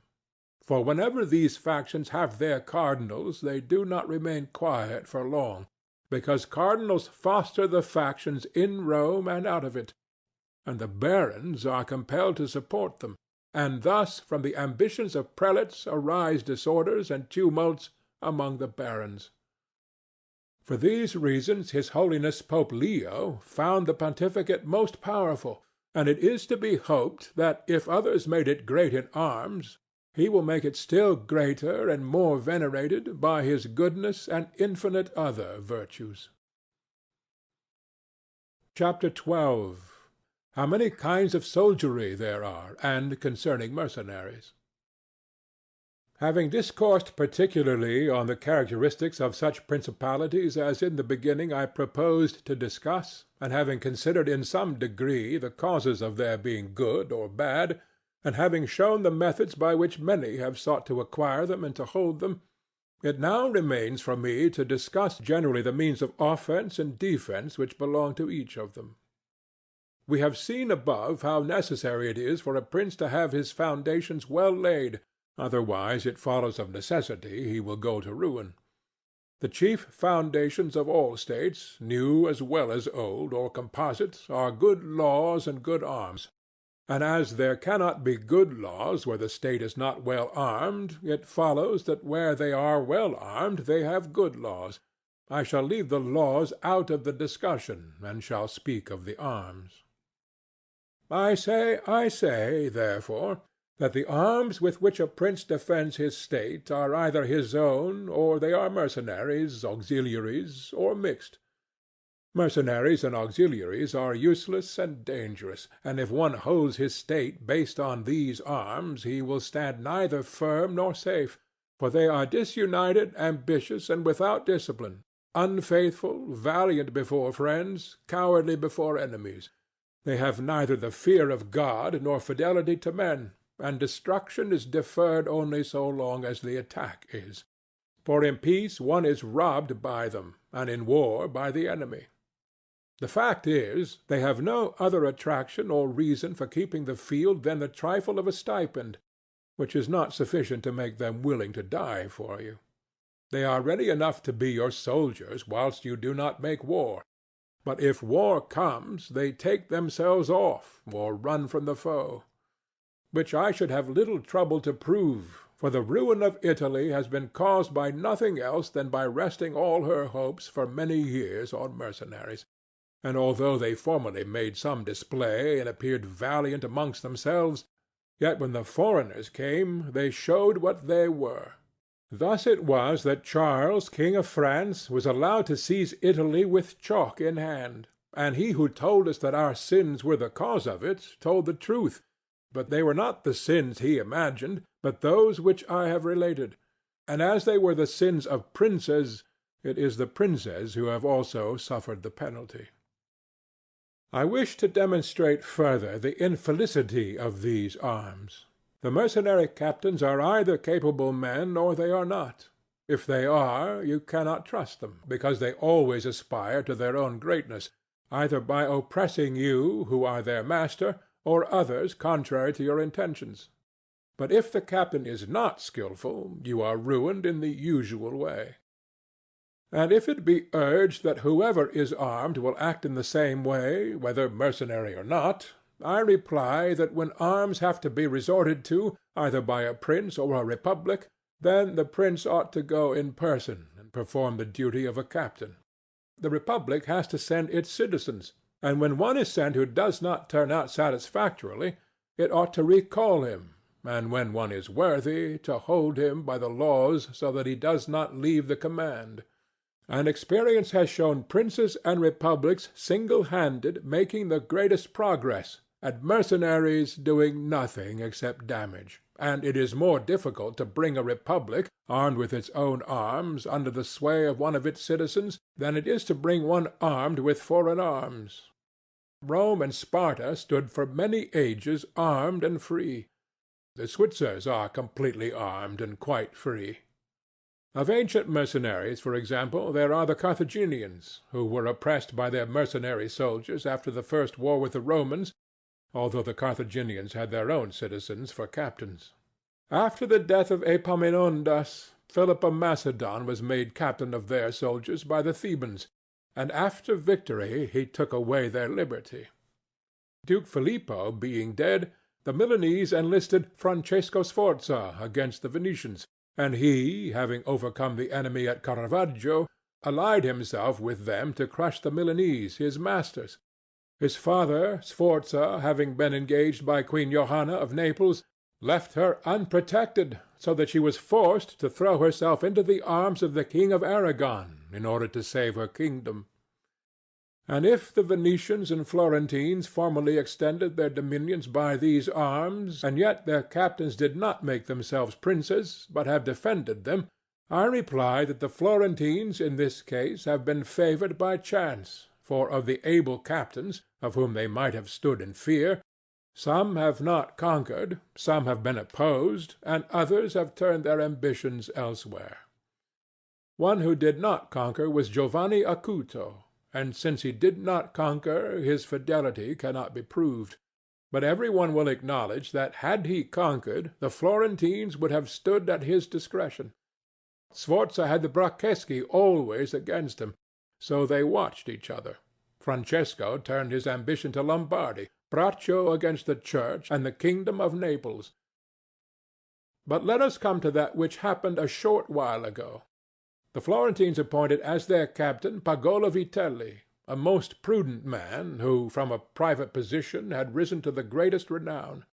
If this man had taken Pisa, nobody can deny that it would have been proper for the Florentines to keep in with him, for if he became the soldier of their enemies, they had no means of resisting, and if they held to him, they must obey him. The Venetians, if their achievements are considered, will be seen to have acted safely and gloriously so long as they sent to war their own men, when with armed gentlemen and plebeians they did valiantly. This was before they turned to enterprises on land, but when they began to fight on land, they forsook this virtue and followed the custom of Italy. And in the beginning of their expansion on land, though not having much territory, and because of their great reputation, they had not much to fear from their captains. But when they expanded, as under Carmignuolo, they had a taste of this mistake. for having found him a most valiant man, they beat the Duke of Milan under his leadership, and, on the other hand, knowing how lukewarm he was in the war, they feared they would no longer conquer under him, and for this reason they were not willing, nor were they able, to let him go.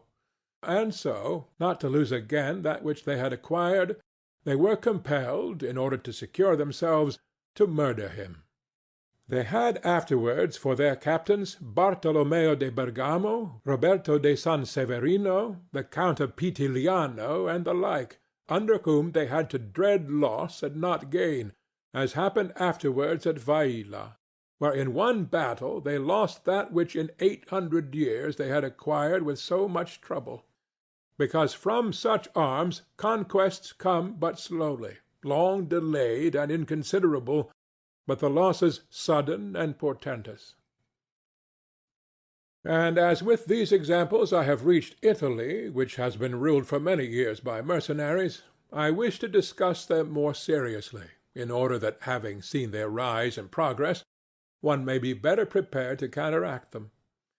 You must understand that the empire has recently come to be repudiated in Italy, that the Pope has acquired more temporal power, and that Italy has been divided up into more states, for the reason that many of the great cities took up arms against their nobles, who, formerly favored by the emperor, were oppressing them, whilst the Church was favoring them so as to gain authority in temporal power. In many others their citizens became princes. From this it came to pass that Italy fell partly into the hands of the Church and of republics, and the Church consisting of priests and the republic of citizens unaccustomed to arms, both commenced to enlist foreigners. The first who gave renown to this soldiery was Alberigo da Cogno, the Romanian. From the school of this man sprang, among others, Braccio and Sforza, who in their time were the arbiters of Italy. After these came all the other captains who till now have directed the arms of Italy, and the end of all their valor has been that she has been overrun by Charles, robbed by Louis, ravaged by Ferdinand, and insulted by the Switzers. The principle that has guided them has been, first, to lower the credit of infantry so that they might increase their own. They did this because, subsisting on their pay and without territory, they were unable to support many soldiers, and a few infantry did not give them any authority. So they were led to employ cavalry, with a moderate force of which they were maintained and honored. And affairs were brought to such a pass that in an army of 20,000 soldiers there were not to be found 2,000 foot soldiers. They had, besides this, used every art to lessen fatigue and danger to themselves and their soldiers, not killing in the fray, but taking prisoners and liberating without ransom. They did not attack towns at night, nor did the garrisons of the towns attack encampments at night. They did not surround the camp either with stockade or ditch, nor did they campaign in the winter. All these things were permitted by their military rules, and devised by them to avoid, as I have said, both fatigue and dangers. Thus they have brought Italy to slavery and contempt. Chapter 13. Concerning auxiliaries, mixed soldiery, and one's own. Auxiliaries, which are the other useless arm, are employed when a prince is called in with his forces to aid and defend, as was done by Pope Julius in the most recent times.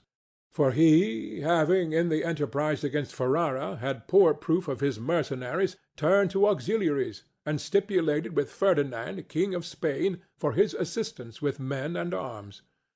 These arms may be useful and good in themselves, but for him who calls them in they are always disadvantageous. For losing, one is undone, and winning, one is their captive.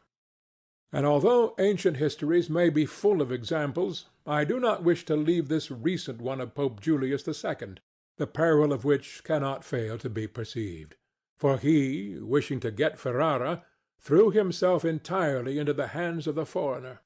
But his good fortune brought about a third event, so that he did not reap the fruit of his rash choice, because, having his auxiliaries routed at Ravenna, and the Switzers having risen and driven out the conquerors, against all expectation, both his and others, it so came to pass that he did not become prisoner to his enemies, they having fled, or to his auxiliaries, he having conquered by other arms than theirs. The Florentines, being entirely without arms, sent 10,000 Frenchmen to take Pisa, whereby they ran more danger than at any other time of their troubles. The Emperor of Constantinople, to oppose his neighbors, sent 10,000 Turks into Greece, who, on the war being finished, were not willing to quit. This was the beginning of the servitude of Greece to the infidels. Therefore let him who has no desire to conquer make use of these arms, for they are much more hazardous than mercenaries, because with them the ruin is ready made. They are all united, all yield obedience to others. But with mercenaries, when they have conquered, more time and better opportunities are needed to injure you. They are not all of one community. They are found and paid by you, and a third party which you have made in their head is not able all at once to assume enough authority to injure you. In conclusion, in mercenaries dastardy is most dangerous, in auxiliaries valor. The wise prince, therefore, has always avoided these arms, and turned to his own, and has been willing rather to lose with them than to conquer with the others, not deeming that a real victory which is gained with the arms of others. I shall never hesitate to cite Cesare Borgia and his actions. This duke entered the Romagna with auxiliaries, taking there only French soldiers, and with them he captured Imola and Forli. But afterwards, such forces not appearing to him reliable, he turned to mercenaries, discerning less danger in them, and enlisted the Orsini and Vitelli, whom presently, on handling and finding them doubtful, unfaithful, and dangerous, he destroyed and turned to his own men. And the difference between one and the other of these forces can easily be seen when one considers the difference there was in the reputation of the duke when he had the French, when he had the Orsini and Vitelli, and when he relied on his own soldiers, on whose fidelity he could always count, and found it ever increasing. He was never esteemed more highly than when every one saw that he was complete master of his own forces. I was not intending to go beyond Italian and recent examples, but I am unwilling to leave out Hiero, the Syracusan, he being one of those I have named above. This man, as I have said, made head of the army by the Syracusans, soon found out that a mercenary soldiery, constituted like our Italian condottieri, was of no use, and it appeared to him that he would neither keep them nor let them go. He had them all cut to pieces, and afterwards made war with his own forces and not with aliens. I wish also to recall to memory an instance from the Old Testament applicable to the subject. David offered himself to Saul to fight with Goliath, the Philistine champion, and to give him courage, Saul armed him with his own weapons, which David rejected as soon as he had them on his back, saying he would make no use of them, and that he wished to meet the enemy with his sling and his knife. In conclusion, the arms of others either fall from your back, or they weigh you down, or they bind you fast. Charles VII, the father of King Louis XI, having by good fortune and valor liberated France from the English, recognized the necessity of being armed with forces of his own, and he established in his kingdom ordinances concerning men-at-arms and infantry.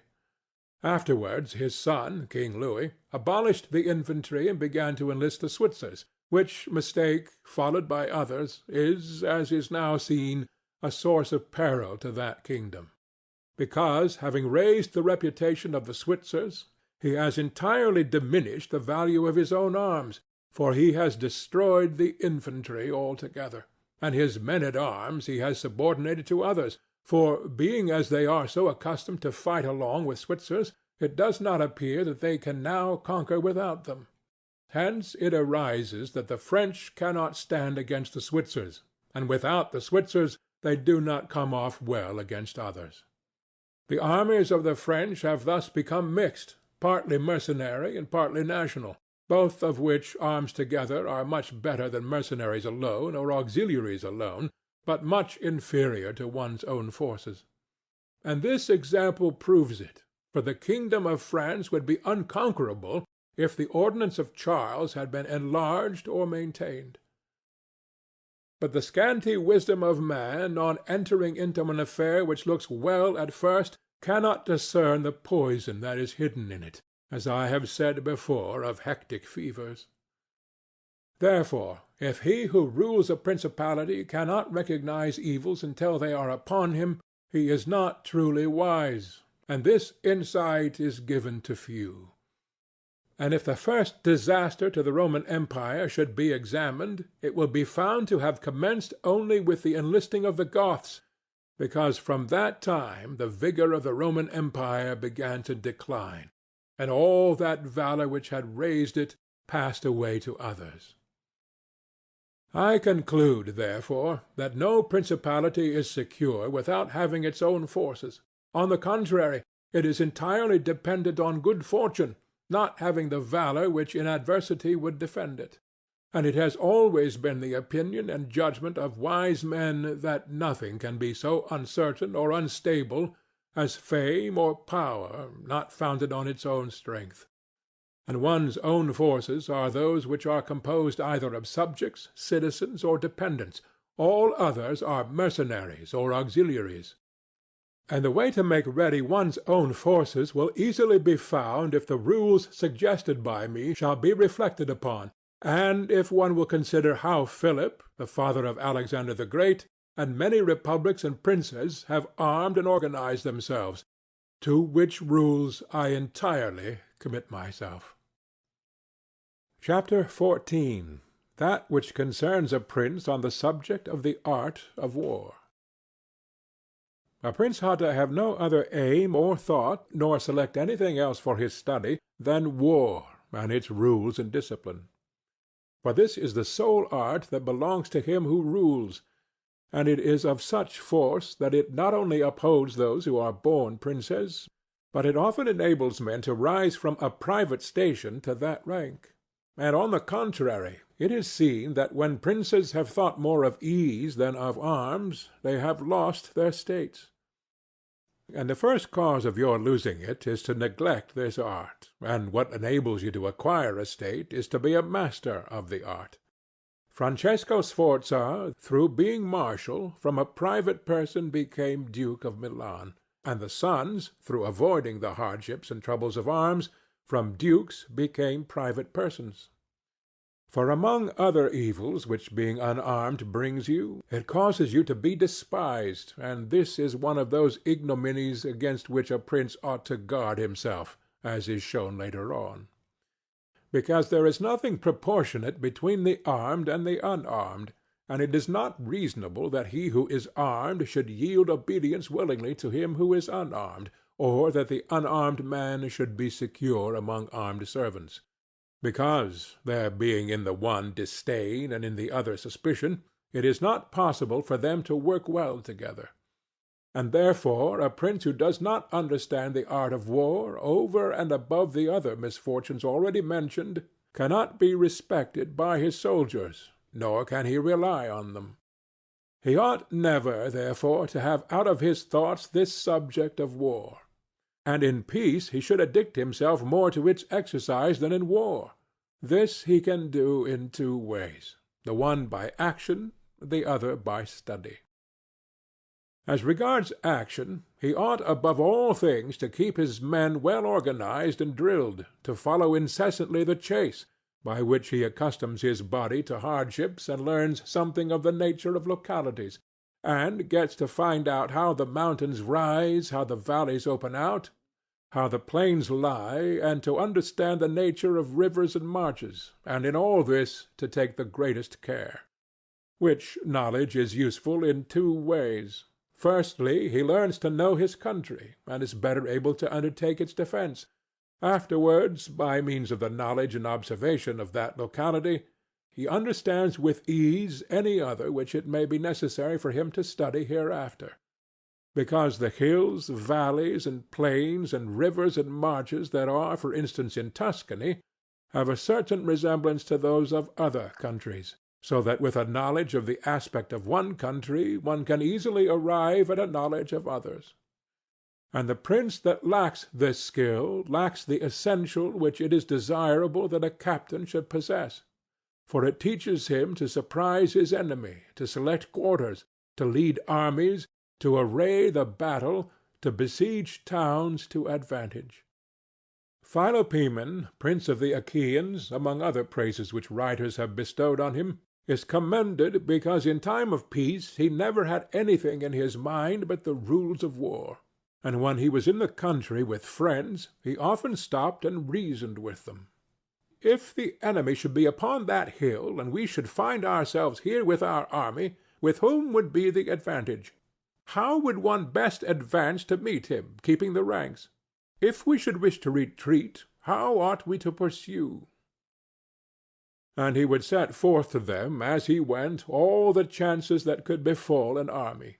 He would listen to their opinion and state his, confirming it with reasons, so that by these continual discussions there could never arise in time of war any unexpected circumstances that he could not deal with. But to exercise the intellect the prince should read histories, and study there the actions of illustrious men, to see how they have borne themselves in war, to examine the causes of their victories and defeat, so as to avoid the latter and imitate the former, and above all do as an illustrious man did who took as an exemplar one who had been praised and famous before him, and whose achievements and deeds he always kept in his mind. As it is said, Alexander the Great imitated Achilles, Caesar Alexander, Scipio Cyrus, and whoever reads the life of Cyrus, written by Xenophon, will recognize afterwards in the life of Scipio how that imitation was his glory, and how in chastity, affability, humanity, and liberality Scipio conformed to those things which have been written of Cyrus by Xenophon. A wise prince ought to observe some such rules, and never in peaceful times stand idle, but increase his resources with industry in such a way that they may be available to him in adversity, so that if fortune chances it may find him prepared to resist her blows. Chapter 15. Concerning things for which men, and especially princes, are praised or blamed. It remains now to see what ought to be the rules of conduct for a prince towards subject and friends. And as I know that many have written on this point, I expect I shall be considered presumptuous in mentioning it again, especially as in discussing it I shall depart from the methods of other people. But it being my intention to write a thing which shall be useful to him who apprehends it, it appears to me more appropriate to follow up the real truth of the matter than the imagination of it. For many have pictured republics and principalities which in fact have never been known or seen, because how one lives is so far distant from how one ought to live, that he who neglects what is done for what ought to be done sooner effects his ruin than his preservation. For a man who wishes to act entirely up to his professions of virtue soon meets with what destroys him among so much that is evil. Hence it is necessary for a prince wishing to hold his own to know how to do wrong, and to make use of it or not according to necessity. Therefore, putting on one side imaginary things concerning a prince, and discussing those which are real, I say that all men when they are spoken of, and chiefly princes for being more highly placed, are remarkable for some of those qualities which bring them either blame or praise.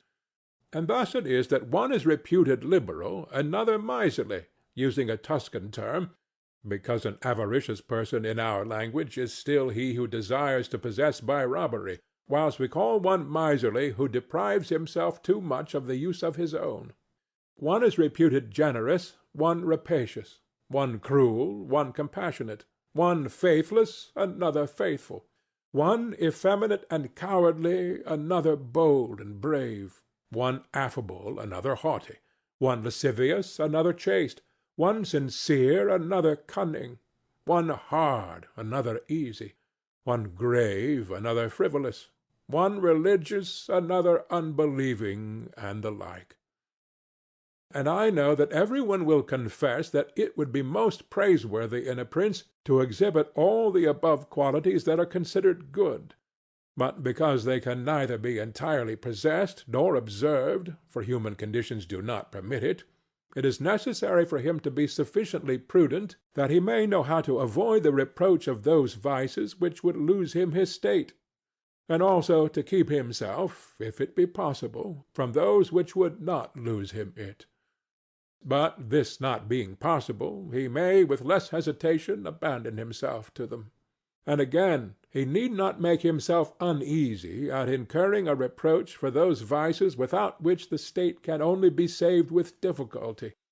For if everything is considered carefully, it will be found that something which looks like virtue, if followed, would be his ruin, whilst something else, which looks like vice, yet followed, brings him security and prosperity. Chapter 16. Concerning Liberality and Meanness. Commencing then with the first of the above-named characteristics, I say that it would be well to be reputed liberal. Nevertheless, liberality exercised in a way that does not bring you the reputation for it injures you. For if one exercises it honestly and as it should be exercised, it may not become known, and you will not avoid the reproach of its opposite. Therefore, any one wishing to maintain among men the name of liberal is obliged to avoid no attribute of magnificence, so that a prince thus inclined will consume in such acts all his property, and will be compelled in the end, if he wish to maintain the name of liberal, to unduly weigh down his people, and tax them, and do everything he can to get money. This will soon make him odious to his subjects, and becoming poor he will be little valued by any one. Thus, with his liberality, having offended many and rewarded few, he is affected by the very first trouble, and imperilled by whatever may be the first danger. Recognizing this himself, and wishing to draw back from it, he runs at once into the reproach of being miserly. Therefore, a prince, not being able to exercise this virtue of liberality in such a way that it is recognized, except to his cost, if he is wise, he ought not to fear the reputation of being mean, for in time he will come to be more considered than if liberal, seeing that with his economy his revenues are enough, that he can defend himself against all attacks, and is able to engage in enterprises without burdening his people. Thus it comes to pass that he exercises liberality towards all from whom he does not take, who are numberless, and meanness towards those to whom he does not give, who are few. We have not seen great things done in our time except by those who have been considered mean. The rest have failed.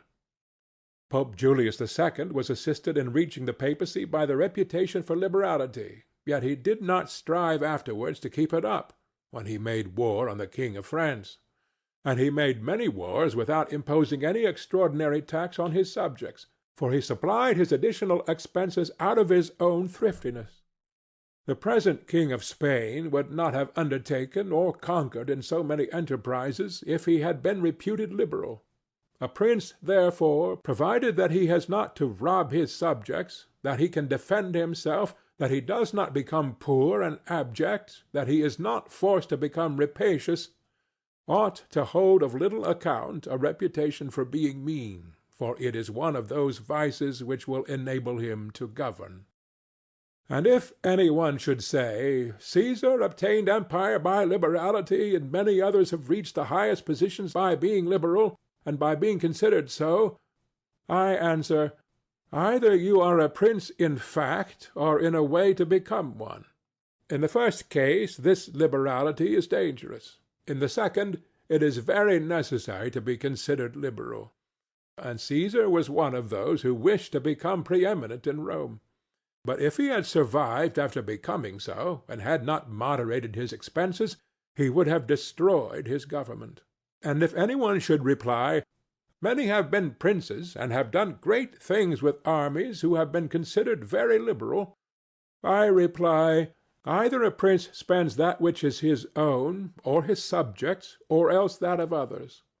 In the first case he ought to be sparing; in the second he ought not to neglect any opportunity for liberality; and the prince who goes forth with his army, supporting it by pillage, sack, and extortion, handling that which belongs to others, this liberality is necessary, otherwise he would not be followed by soldiers.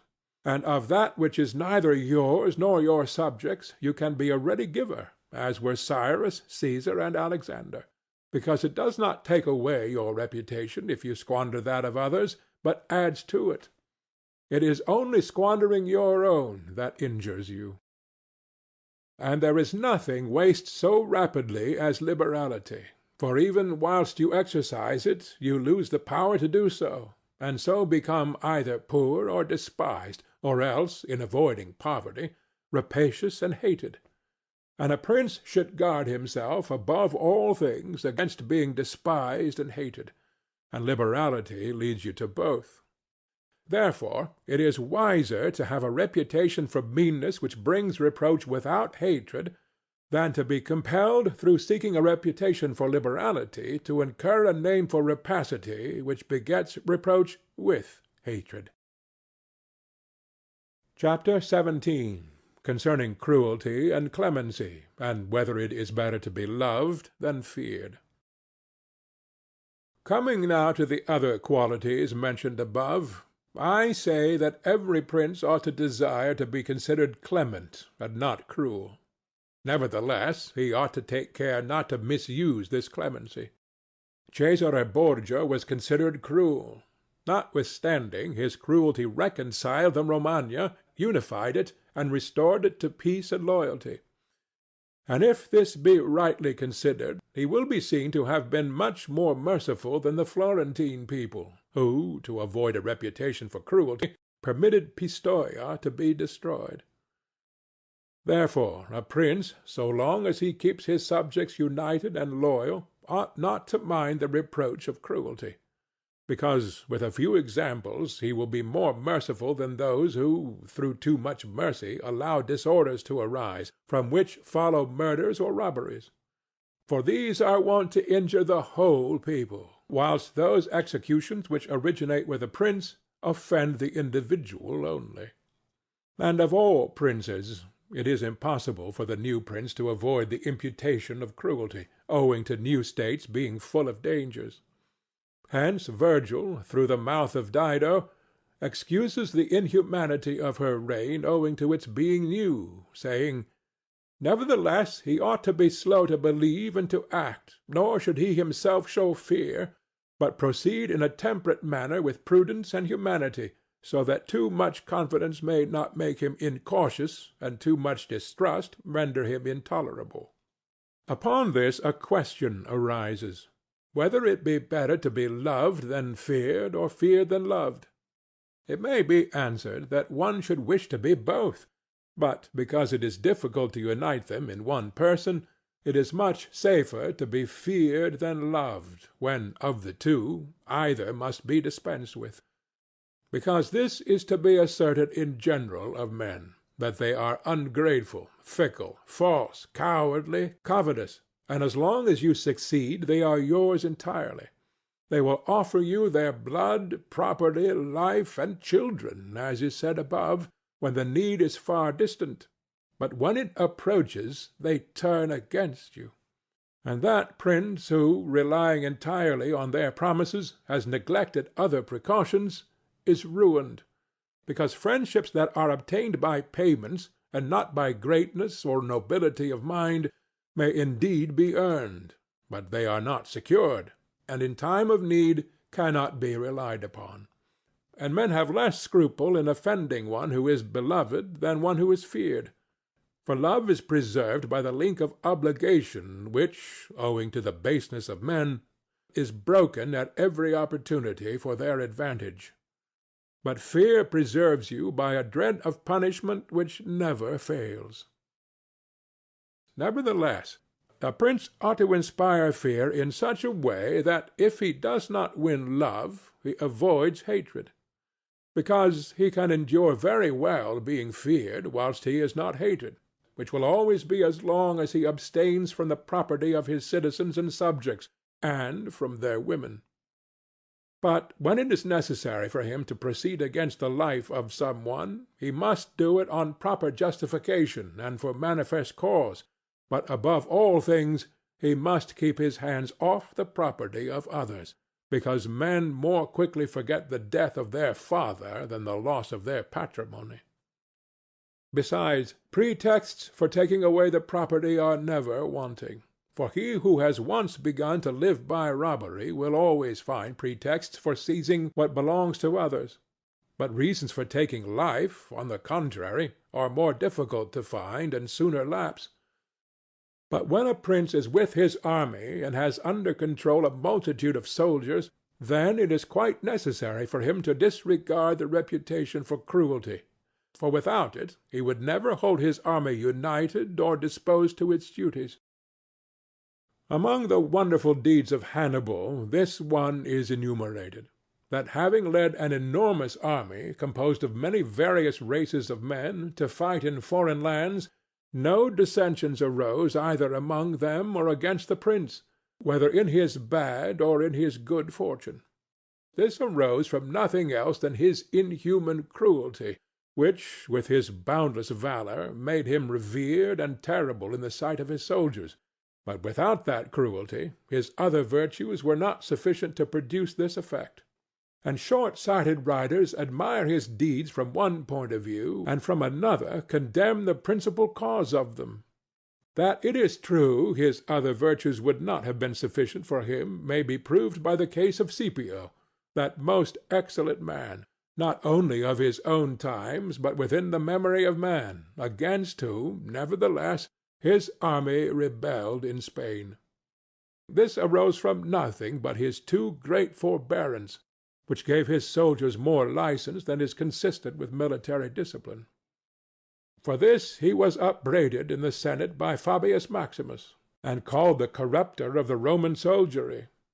The Locrians were laid waste by a legate of Scipio, yet they were not avenged by him, nor was the insolence of the legate punished, owing entirely to his easy nature, insomuch that some one in the Senate, wishing to excuse him, said there were many men who know much better how not to err than to correct the errors of others. This disposition, if he had been continued in the command, would have destroyed in time the fame and glory of Scipio. But, he being under the control of the Senate, this injurious characteristic not only concealed itself, but contributed to his glory. Returning to the question of being feared or loved, I come to the conclusion that, men loving according to their own will and fearing according to that of the prince, a wise prince should establish himself on that which is in his own control, and not in that of others. He must endeavor only to avoid hatred, as is noted. Chapter 18. Concerning the way in which princes should keep faith. Every one admits how praiseworthy it is in a prince to keep faith, and to live with integrity and not with craft. Nevertheless, our experience has been that those princes who have done great things have held good faith of little account, and have known how to circumvent the intellect of men by craft, and in the end have overcome those who have relied on their word. You must know that there are two ways of contesting, the one by the law, the other by force. The first method is proper to men, the second to beasts. But because the first is frequently not sufficient, it is necessary to have recourse to the second. Therefore it is necessary for a prince to understand how to avail himself of the beast and the man. This has been figuratively taught to princes by ancient writers, who describe how Achilles and many other princes of old were given to the centaur Chiron to nurse, who brought them up in his discipline, which means solely that, as they had for a teacher one who was half beast and half man, So it is necessary for a prince to know how to make use of both natures, and that one without the other is not durable. A prince, therefore, being compelled knowingly to adopt the beast, ought to choose the fox and the lion, because the lion cannot defend himself against snares, and the fox cannot defend himself against wolves. Therefore it is necessary to be a fox to discover the snares, and a lion to terrify the wolves. Those who rely simply on the lion do not understand what they are about. Therefore a wise lord cannot, nor ought he to, keep faith when such observance may be turned against him, and when the reasons that cause him to pledge it exist no longer. If men were entirely good, this precept would not hold, but because they are bad, and will not keep faith with you, you too are not bound to observe it with them. Nor will there ever be wanting to a prince legitimate reasons to excuse this non-observance. Of this endless modern examples could be given, showing how many treaties and engagements have been made void and of no effect through the faithlessness of princes, and he who has known best how to employ the fox has succeeded best. But it is necessary to know well how to disguise this characteristic, and to be a great pretender and dissembler; and men are so simple and so subject to present necessities that he who seeks to deceive will always find some one who will allow himself to be deceived. One recent example I cannot pass over in silence. Alexander VI did nothing else but deceive men, nor ever thought of doing otherwise. And he always found victims. For there never was a man who had greater power in asserting, or with greater oaths would affirm a thing, yet would observe it less.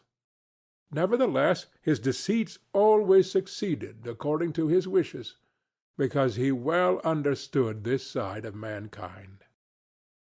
Therefore it is unnecessary for a prince to have all the good qualities I have enumerated, but it is very necessary to appear to have them. And I shall dare to say this also, that to have them and always to observe them is injurious, and that to appear to have them is useful. To appear merciful, faithful, humane, religious, upright, and to be so, but with a mind so framed that should you require not to be so, you may be able and know how to change to the opposite. And you have to understand this, that a prince, especially a new one, cannot observe all these things for which men are esteemed, being often forced, in order to maintain the state, to act contrary to fidelity, friendship, humanity, and religion. Therefore it is necessary for him to have a mind ready to turn itself accordingly as the winds and variations of fortune force it, yet, as I have said before, not to diverge from the good if he can avoid doing so, but, if compelled, then to know how to set about it. For this reason a prince ought to take care that he never lets anything slip from his lips that is not replete with the above-named 5 qualities, that he may appear to him who sees and hears him altogether merciful, faithful, humane, upright, and religious. There is nothing more necessary to appear to have than this last quality, inasmuch as men judge generally more by the eye than by the hand, because it belongs to everybody to see you, to few to come in touch with you. Every one sees what you appear to be. Few really know what you are. And those few dare not oppose themselves to the opinion of the many, who have the majesty of the state to defend them. And in the actions of all men, and especially of princes, which it is not prudent to challenge, one judges by the result.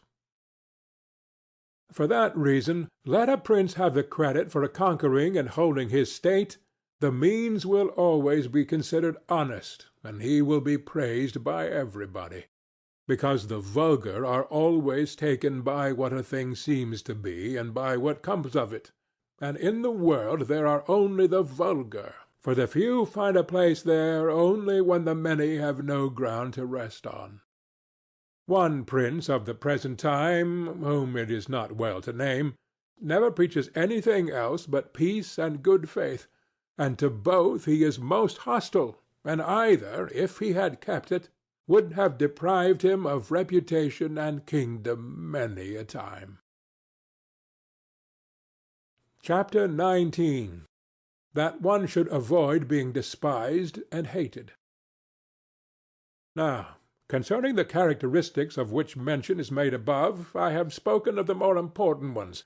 The others I wish to discuss briefly under this generality, that the prince must consider, as has been in part said before, how to avoid those things which will make him hated or contemptible. And as often as he shall have succeeded, he will have fulfilled his part, and he need not fear any danger in other reproaches. It makes him hated above all things, as I have said, to be rapacious, and to be a violator of the property and women of his subjects, from both of which he must abstain. And when neither their property nor their honor is touched, the majority of men live content, and he has only to contend with the ambition of a few, whom he can curb with ease in many ways. It makes him contemptible to be considered fickle, frivolous, effeminate, mean-spirited, irresolute, from all of which a prince should guard himself as from a rock. And he should endeavor to show in his actions greatness, courage, gravity, and fortitude. And in his private dealings with his subjects let him show that his judgments are irrevocable, and maintain himself in such reputation that no one can hope either to deceive him or to get round him. The prince is highly esteemed who conveys this impression of himself, and he who is highly esteemed is not easily conspired against. For, provided it is well known that he is an excellent man and revered by his people, he can only be attacked with difficulty. For this reason a prince ought to have two fears, one from within, on account of his subjects, the other from without, on account of external powers.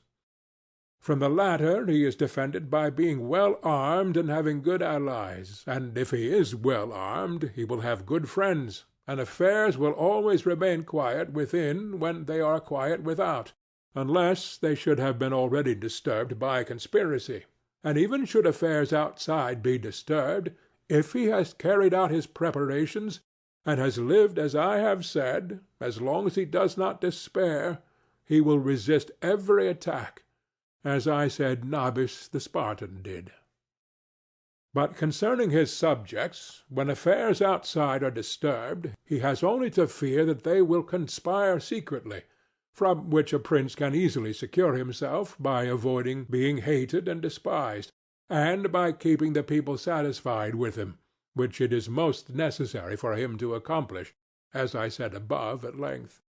And one of the most efficacious remedies that a prince can have against conspiracies is not to be hated and despised by the people, for he who conspires against a prince always expects to please them by his removal. But when the conspirator can only look forward to offending them, he will not have the courage to take such a course, for the difficulties that confront a conspirator are infinite. And as experience shows, many have been the conspiracies, but few have been successful, because he who conspires cannot act alone, nor can he take a companion except from those whom he believes to be malcontents. And as soon as you have opened your mind to a malcontent, you have given him the material with which to content himself, for by denouncing you he can look for every advantage. So that, seeing the gain from this course to be assured, and seeing the other to be doubtful and full of dangers, he must be a very rare friend, or a thoroughly obstinate enemy of the prince, to keep faith with you.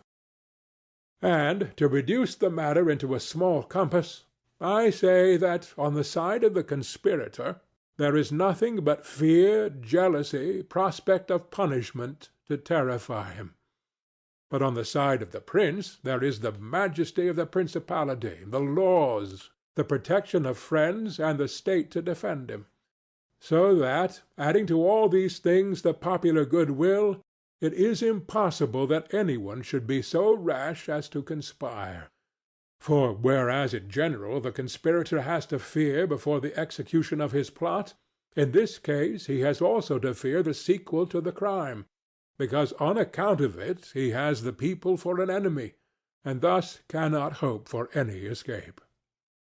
Endless examples could be given on this subject, but I will be content with one, brought to pass within the memory of our fathers. Messer Annibale Bentivogli, who was prince in Bologna, grandfather of the present Annibale, having been murdered by the Caneschi, who had conspired against him, not one of his family survived but Messer Giovanni, who was in childhood. Immediately after his assassination, the people rose and murdered all the Caneschi. This sprung from the popular goodwill which the house of Bentivogli enjoyed in those days in Bologna, which was so great that, although none remained there after the death of Annibale who was able to rule the state, the Bolognese, having information that there was one of the Bentivogli family in Florence, who up to that time had been considered the son of a blacksmith, sent to Florence for him, and gave him the government of their city, and it was ruled by him until Messer Giovanni came in due course to the government. For this reason, I consider that a prince ought to reckon conspiracies of little account when his people hold him in esteem, but when it is hostile to him, and bears hatred towards him, he ought to fear everything and everybody. And well-ordered states and wise princes have taken every care not to drive the nobles to desperation, and to keep the people satisfied and contented, for this is one of the most important objects a prince can have. Among the best ordered and governed kingdoms of our times is France, and in it are found many good institutions on which depend the liberty and security of the king. Of these the first is the Parliament and its authority, because he who founded the kingdom, knowing the ambition of the nobility and their boldness, considered that a bit to their mouths would be necessary to hold them in, and on the other side, knowing the hatred of the people, founded in fear against the nobles, he wished to protect them, yet he was not anxious for this to be the particular care of the king. Therefore, to take away the reproach which he would be liable to from the nobles by favoring the people, and from the people for favoring the nobles, he set up an arbiter, who should be one who could beat down the great and favor the lesser without approach to the king. Neither could you have a better or a more prudent arrangement, or a greater source of security to the king and kingdom. From this one can draw another important conclusion, that princes ought to leave affairs of reproach to the management of others, and keep those of grace in their own hands. And further, I consider that a prince ought to cherish the nobles, but not so as to make himself hated by the people. It may appear, perhaps, to some who have examined the lives and deaths of the Roman emperors, that many of them would be an example contrary to my opinion, seeing that some of them lived nobly and showed great qualities of soul. Nevertheless they have lost their empire, or have been killed by subjects who have conspired against them. Wishing, therefore, to answer these objections, I will recall the characteristics of some of the emperors, and will show that the causes of their ruin were not different to those alleged by me. At the same time I will only submit for consideration those things that are noteworthy to him who studies the affairs of those times.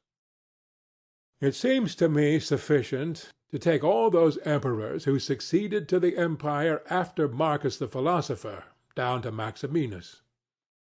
They were Marcus and his son Commodus, Pertinax, Julian, Severus and his son Antoninus Caracalla, Macrinus, Heliogabalus, Alexander, and Maximinus.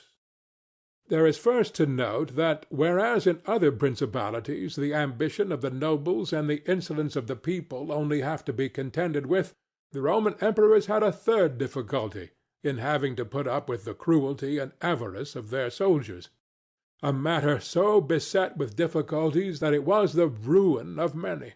For it was a hard thing to give satisfaction both to soldiers and people, because the people loved peace, and for this reason they loved the unaspiring prince, whilst the soldiers loved the warlike prince who was bold, cruel, and rapacious, which qualities they were quite willing he should exercise upon the people, so that they could get double pay and give vent to their own greed and cruelty.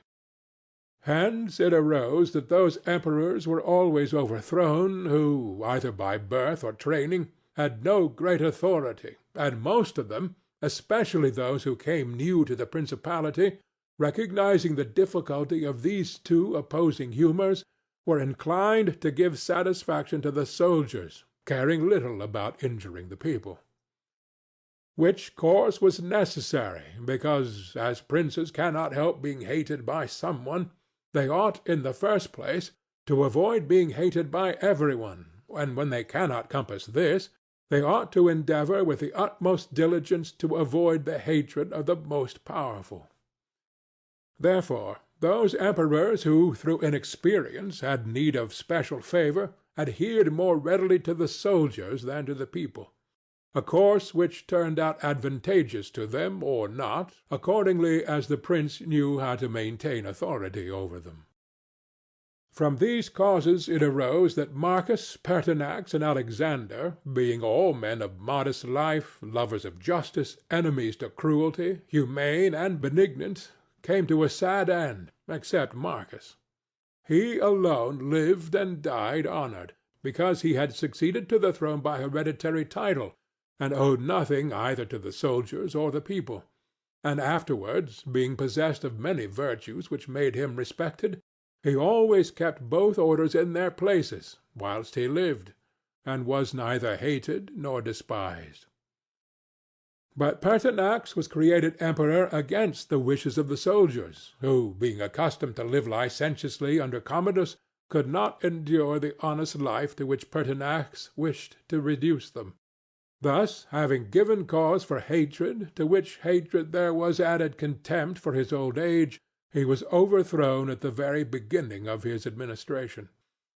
And here it should be noted that hatred is acquired as much by good works as by bad ones. Therefore, as I said before, a prince wishing to keep his state is very often forced to do evil. For when that body is corrupt whom you think you have need of to maintain yourself, it may be either the people or the soldiers, or the nobles, you have to submit to its humours and to gratify them, and then good works will do you harm. But let us come to Alexander, who was a man of such great goodness that among the other praises which are accorded him is this, that in the 14 years he held the empire, no one was ever put to death by him unjudged. Nevertheless, being considered effeminate and a man who allowed himself to be governed by his mother, he became despised, the army conspired against him, and murdered him. Turning now to the opposite characters of Commodus, Severus, Antoninus Caracalla, and Maximinus, we will find them all cruel and rapacious, men who, to satisfy their soldiers, did not hesitate to commit every kind of iniquity against the people, and all, except Severus, came to a bad end.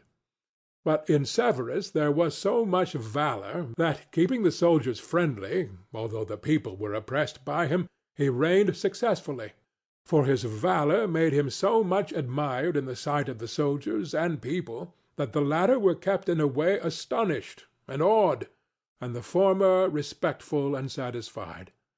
And because the actions of this man, as a new prince, were great, I wish to show briefly that he knew well how to counterfeit the fox and the lion, which natures, as I said above, it is necessary for a prince to imitate.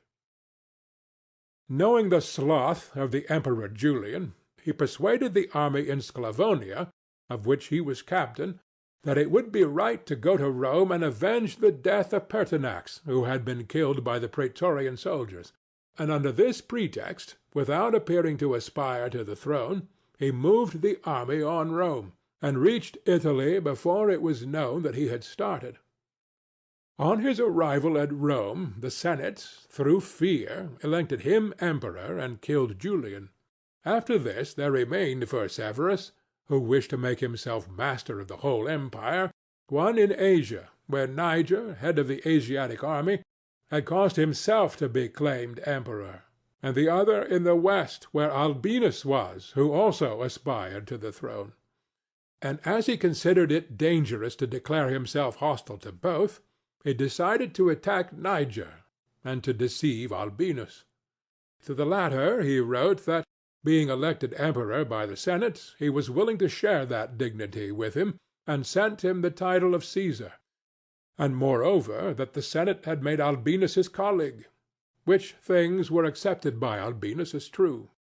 But after Severus had conquered and killed Niger, and settled oriental affairs, he returned to Rome and complained to the Senate that Albinus, little recognizing the benefits that he had received from him, had by treachery sought to murder him, and for this ingratitude he was compelled to punish him. Afterwards he sought him out in France, and took from him his government and life. He who will, therefore, carefully examine the actions of this man will find him a most valiant lion and a most cunning fox. He will find him feared and respected by everyone, and not hated by the army. And it need not be wondered at that he, a new man, was able to hold the empire so well, because his supreme renown always protected him from that hatred which the people might have conceived against him for his violence. But his son Antoninus was a most eminent man, and had very excellent qualities, which made him admirable in the sight of the people and acceptable to the soldiers, for he was a warlike man, most enduring of fatigue, a despiser of all delicate food and other luxuries, which caused him to be loved by the armies. Nevertheless, his ferocity and cruelties were so great and so unheard of that after endless single murders he killed a large number of people of Rome and all those of Alexandria. He became hated by the whole world, and also feared by those he had around him, to such an extent that he was murdered in the midst of his army by a centurion. And here it must be noted that such like deaths, which are deliberately inflicted with a resolved and desperate courage, cannot be avoided by princes, because any one who does not fear to die can inflict them. But a prince may fear them the less because they are very rare. He has only to be careful not to do any grave injury to those whom he employs or has around him in the service of the state.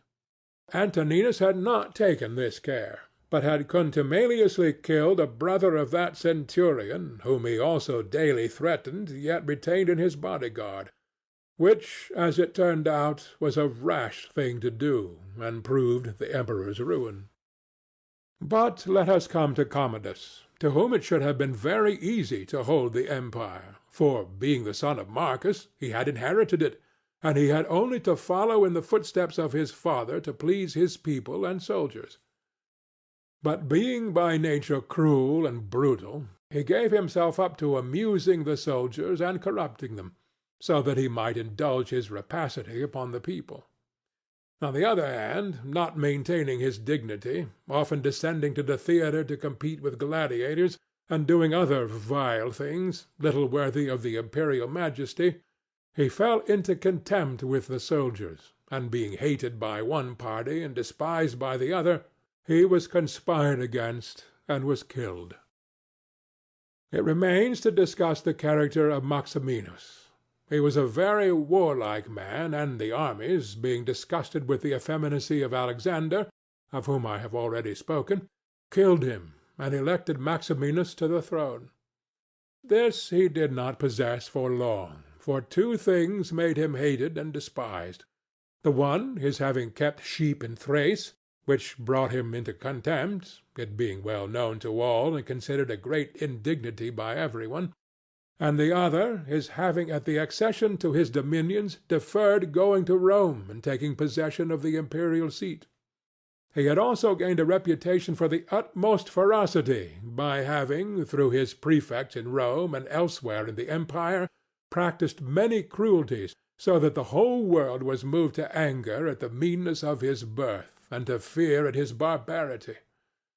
First Africa rebelled, then the Senate with all the people of Rome, and all Italy conspired against him, to which may be added his own army.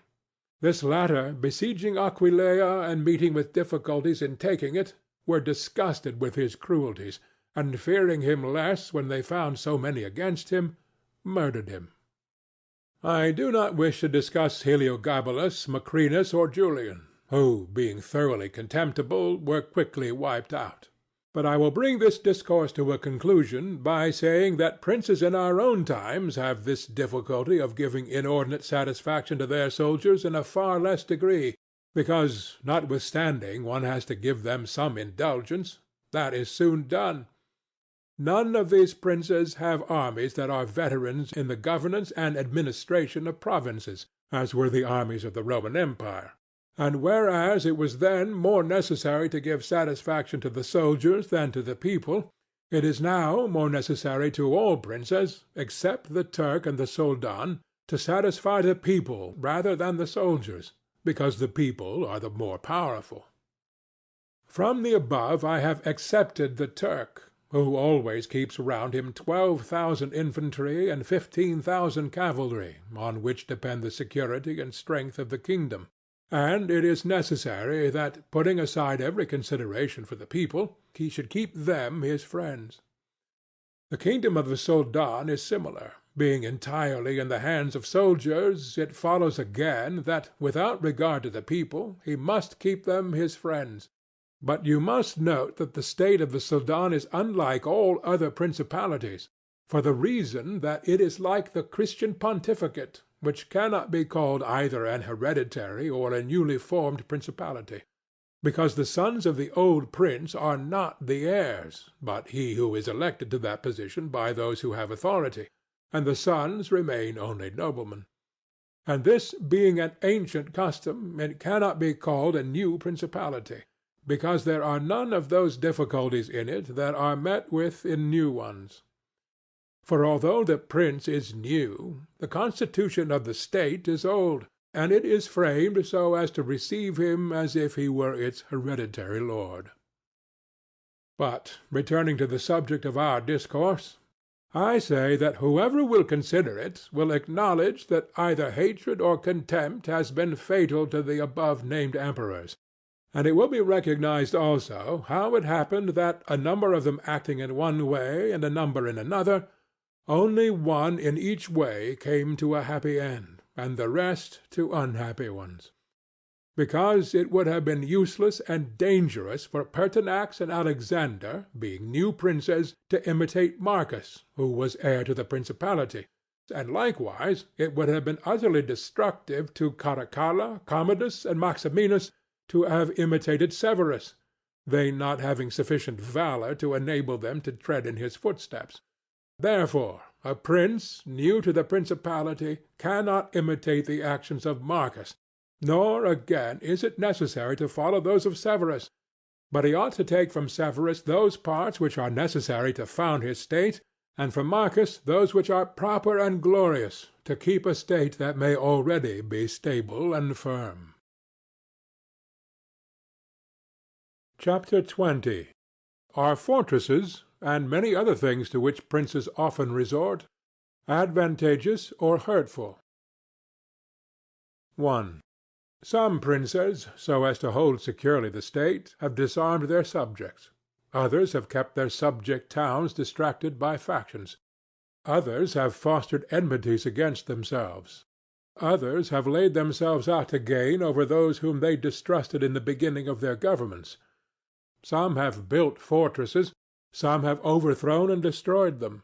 And although one cannot give a final judgment on all of these things unless one possesses the particulars of those states in which a decision has to be made, nevertheless I will speak as comprehensively as the matter of itself will admit.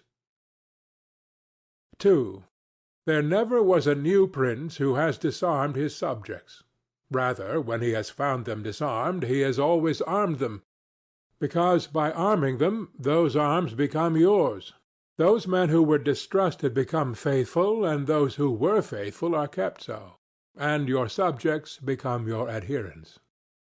And whereas all subjects cannot be armed, yet when those whom you do arm are benefited, the others can be handled more freely, and this difference in their treatment, which they quite understand, makes the former your dependents, and the latter, considering it to be necessary that those who have the most danger and service should have the most reward, excuse you.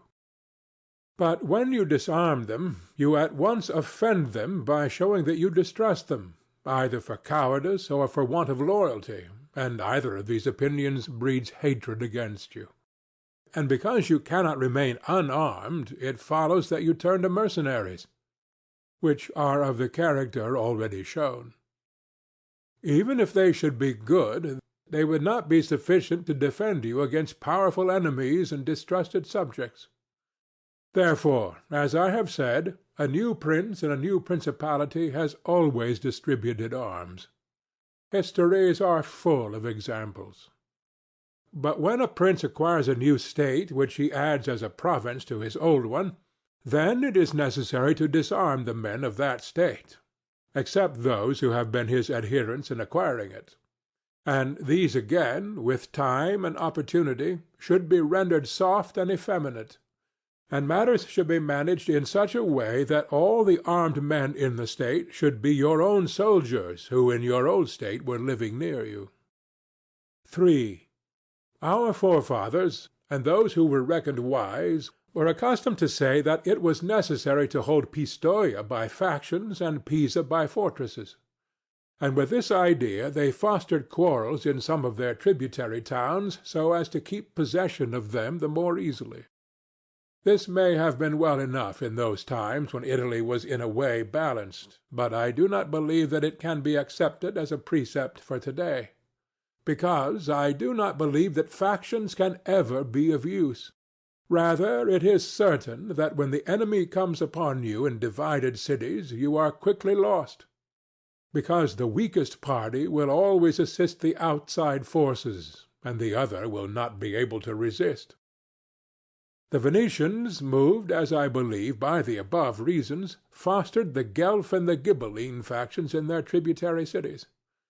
And although they never allowed them to come to bloodshed, yet they nursed these disputes among them, so that the cities, distracted by their differences, should not unite against them; which, as we saw, did not afterwards turn out as expected, because, after the rout at Vaila, one party at once took courage and seized the state. Such methods argue, therefore, weakness in the prince, because these factions will never be permitted in a vigorous principality. Such methods for enabling one the more easily to manage subjects are only useful in times of peace, but if war comes, this polity proves fallacious. 4.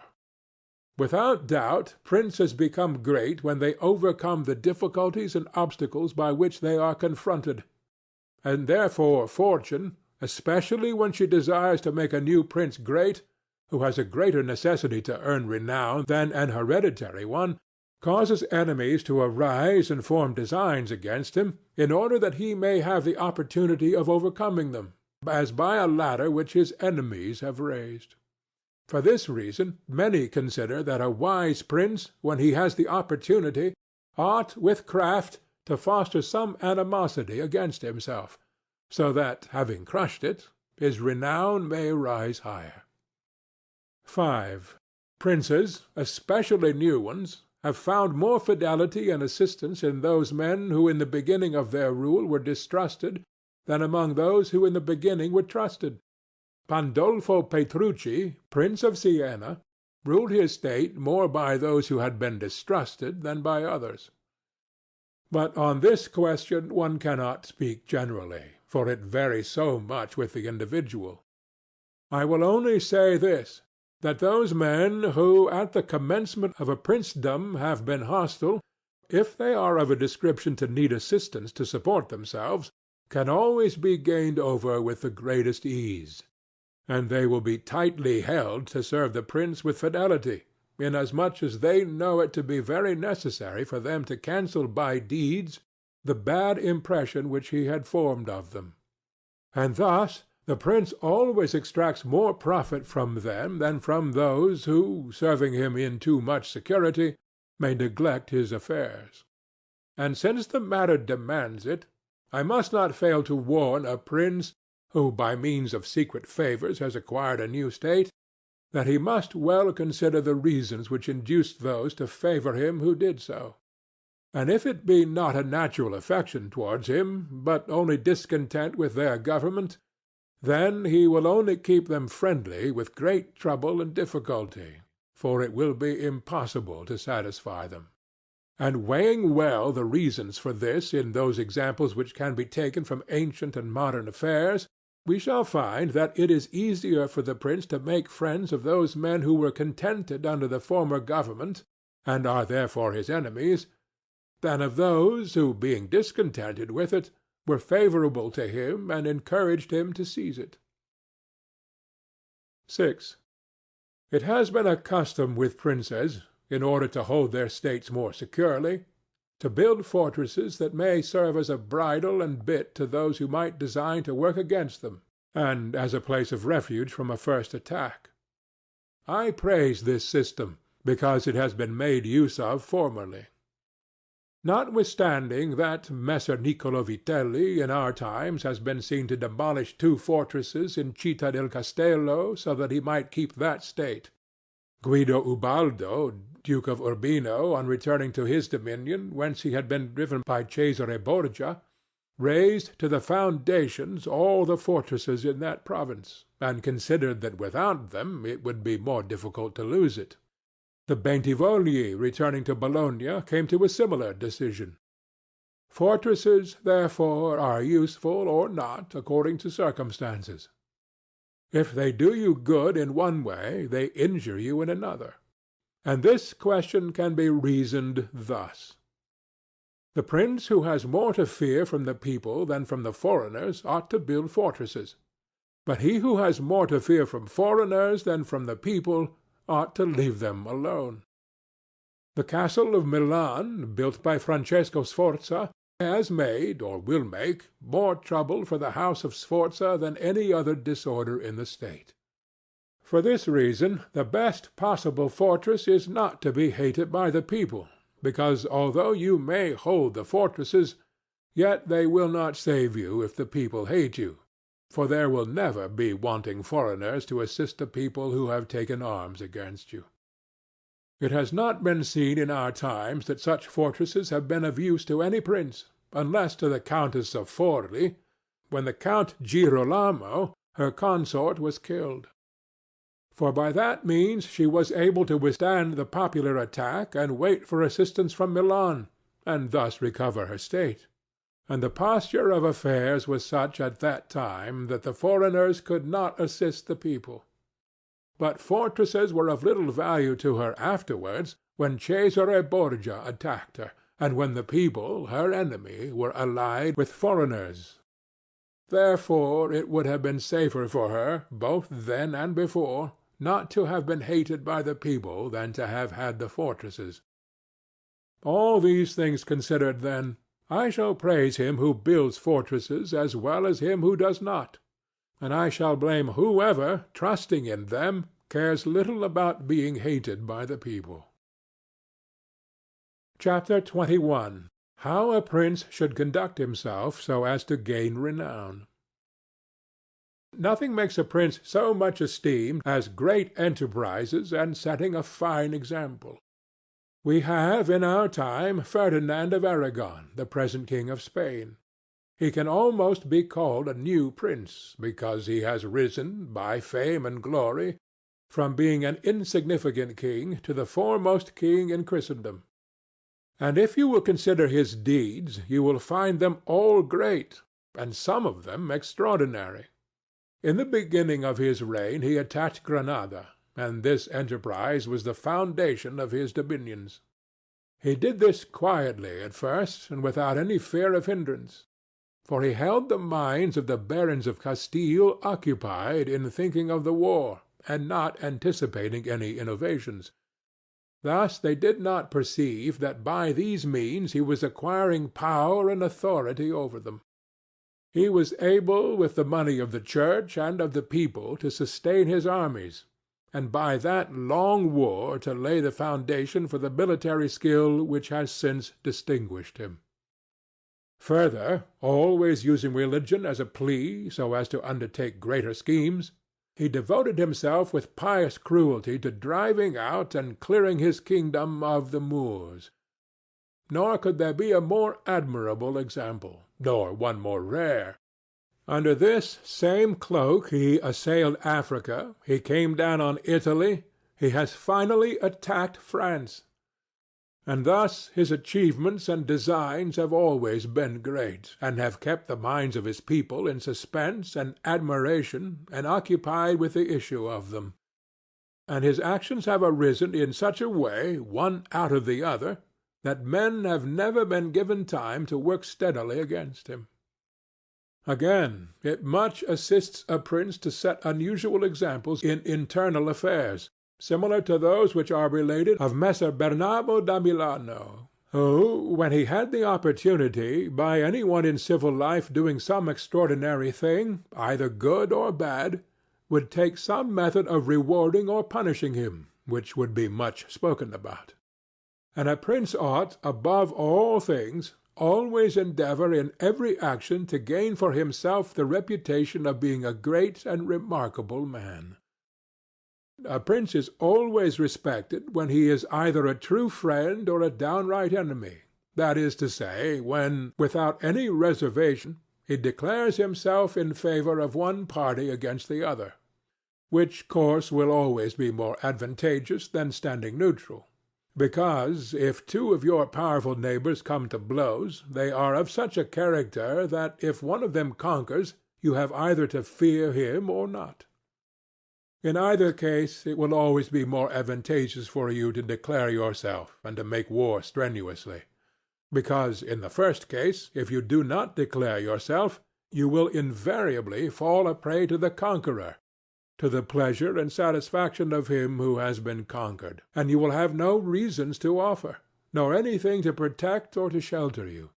Because he who conquers does not want doubtful friends who will not aid him in the time of trial, and he who loses will not harbor you because you did not willingly, sword in hand, court his fate. Antiochus went into Greece, being sent for by the Aetolians to drive out the Romans. He sent envoys to the Achaeans, who were friends of the Romans, exhorting them to remain neutral, and, on the other hand, the Romans urged him to take up arms. This question came to be discussed in the council of the Achaeans, where the legate of Antiochus urged them to stand neutral. To this the Roman legate answered, "As for that which has been said, that it is better and more advantageous for your state not to interfere in our war, nothing can be more erroneous, because by not interfering you will be left, without favor or consideration, the guerdon of the conqueror. Thus it will always happen that he who is not your friend will demand your neutrality, whilst he who is your friend will entreat you to declare himself with arms. And irresolute princes, to avoid present dangers, generally follow the neutral path, and are generally ruined. But when a prince declares himself gallantly in favor of one side, if the party with whom he allies himself conquers, although the victor may be powerful and may have him at his mercy, yet he is indebted to him, and there is established a bond of amity. And men are never so shameless as to become a monument of ingratitude by oppressing you. Victories, after all, are never so complete that the victor must not show some regard, especially to justice. But if he with whom you ally yourself loses, you may be sheltered by him, and whilst he is able he may aid you, and you become companions on a fortune that may rise again.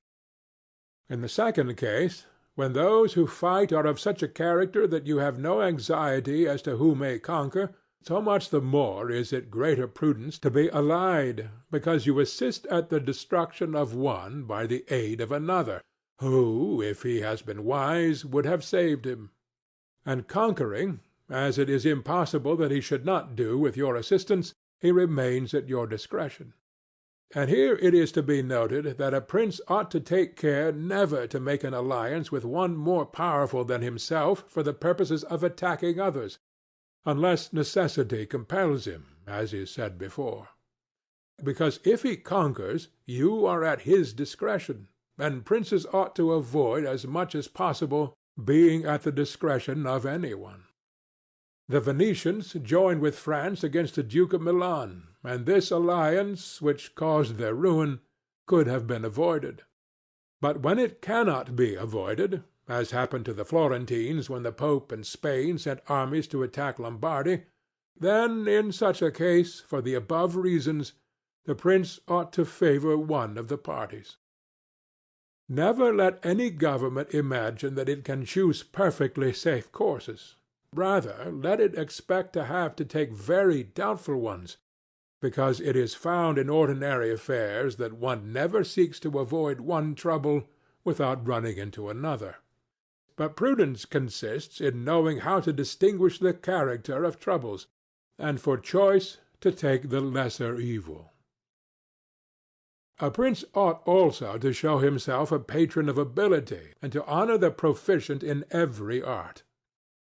At the same time he should encourage his citizens to practice their callings peaceably, both in commerce and agriculture and in every other following, so that the one should not be deterred from improving his possessions for fear lest they be taken away from him, or another from opening up trade for fear of taxes. But the prince ought to offer rewards to whoever wishes to do these things, and designs in any way to honor his city or state.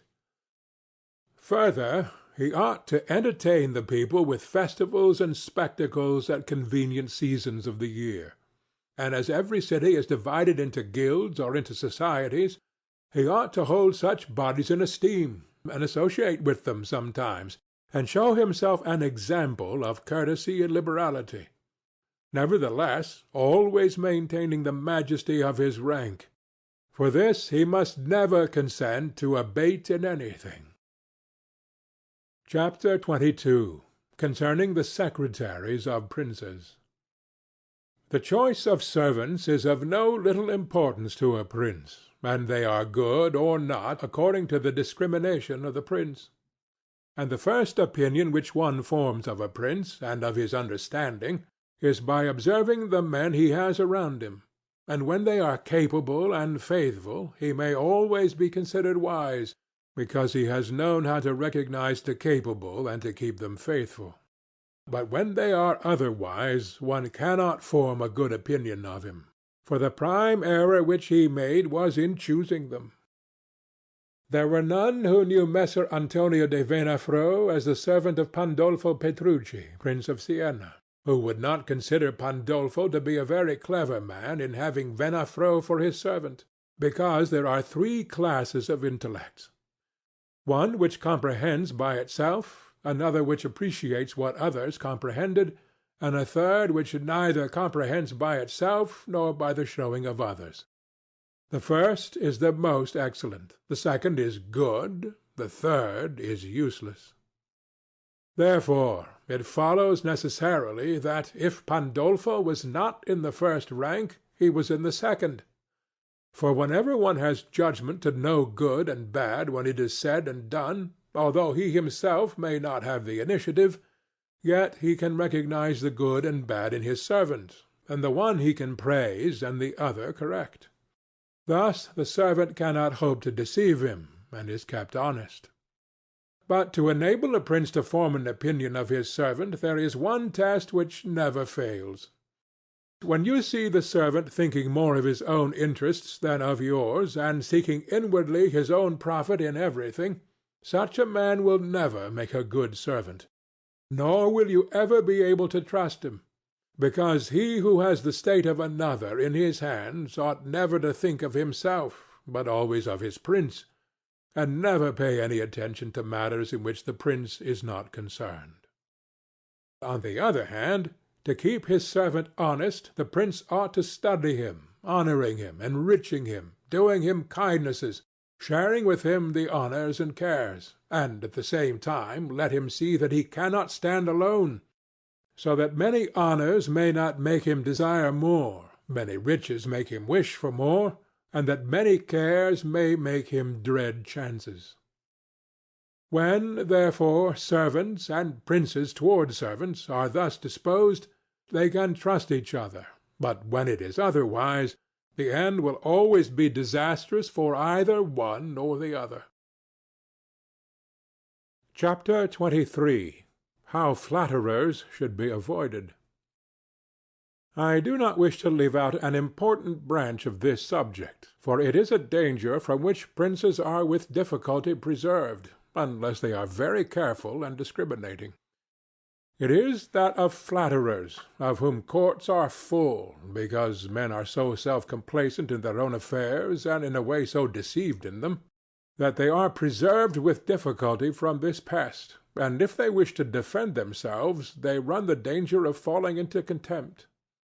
Because there is no other way of guarding oneself from flatterers except letting men understand that to tell you the truth does not offend you. But when every one may tell you the truth, respect for you abates. Therefore a wise prince ought to hold a third course, by choosing the wise men in his state, and giving them only the liberty of speaking the truth to him, and then only of those things of which he inquires, and of none others. But he ought to question them upon everything, and listen to their opinions, and afterwards form his own conclusions. With these counsellors, separately and collectively, he ought to carry himself in such a way that each of them should know that, the more freely he shall speak, the more he shall be preferred. Outside of these, he should listen to no one, pursue the thing resolved on, and be steadfast in his resolutions. He who does otherwise is either overthrown by flatterers, or is so often changed by varying opinions that he falls into contempt. I wish on this subject to adduce a modern example. Fra Luca, the man of affairs of Maximilian, the present emperor, speaking of his Majesty, said, "He consulted with no one, yet never got his own way in anything." This arose because of his following a practice the opposite to the above. For the emperor is a secretive man. He does not communicate his designs to any one, nor does he receive opinions on them. But as in carrying them into effect they become revealed and known, they are at once obstructed by those men whom he has around him, and he, being pliant, is diverted from them. Hence it follows that those things he does one day he undoes the next, and no one ever understands what he wishes or intends to do, and no one can rely on his resolutions. A prince, therefore, ought always to take counsel, but only when he wishes and not when others wish. He ought rather to discourage every one from offering advice unless he asks it. But, however, he ought to be a constant inquirer, and afterwards a patient listener concerning the things of which he inquired. Also, on learning that any one, on any consideration, has not told him the truth, he should let his anger be felt. And if there are some who think that a prince who conveys an impression of his wisdom is not so through his own ability, but through the good advisers that he has around him, beyond doubt they are deceived, because this is an axiom which never fails, that a prince who is not wise himself will never take good advice, unless by chance he has yielded his affairs entirely to one person who happens to be a very prudent man. In this case, indeed, he may be well governed, but it would not be for long, because such a governor would in a short time take away his state from him. But if a prince who is not inexperienced should take counsel from more than one, he will never get united counsels, nor will he know how to unite them. Each of the counsellors will think of his own interests, and the prince will not know how to control them or to see through them. And they are not to be found otherwise, because men will always prove untrue to you unless they are kept honest by constraint. Therefore it must be inferred that good counsels, whencesoever they come, are born of the wisdom of the prince, and not the wisdom of the prince from good counsels. Chapter 24. Why the Princes of Italy have lost their States. The previous suggestions, carefully observed, will enable a new prince to appear well established, and render him at once more secure and fixed in the state than if he had been long seated there. For the actions of a new prince are more narrowly observed than those of an hereditary one, and when they are seen to be able they gain more men, and bind far tighter than ancient blood. Because men are attracted more by the present than by the past, and when they find the present good they enjoy it and seek no further. They will also make the utmost defence of a prince if he fails them not in other things. Thus it will be a double glory for him to have established a new principality, and adorned and strengthened it with good laws, good arms, good allies, and with a good example. So will it be a double disgrace to him who, born a prince, shall lose his state by want of wisdom.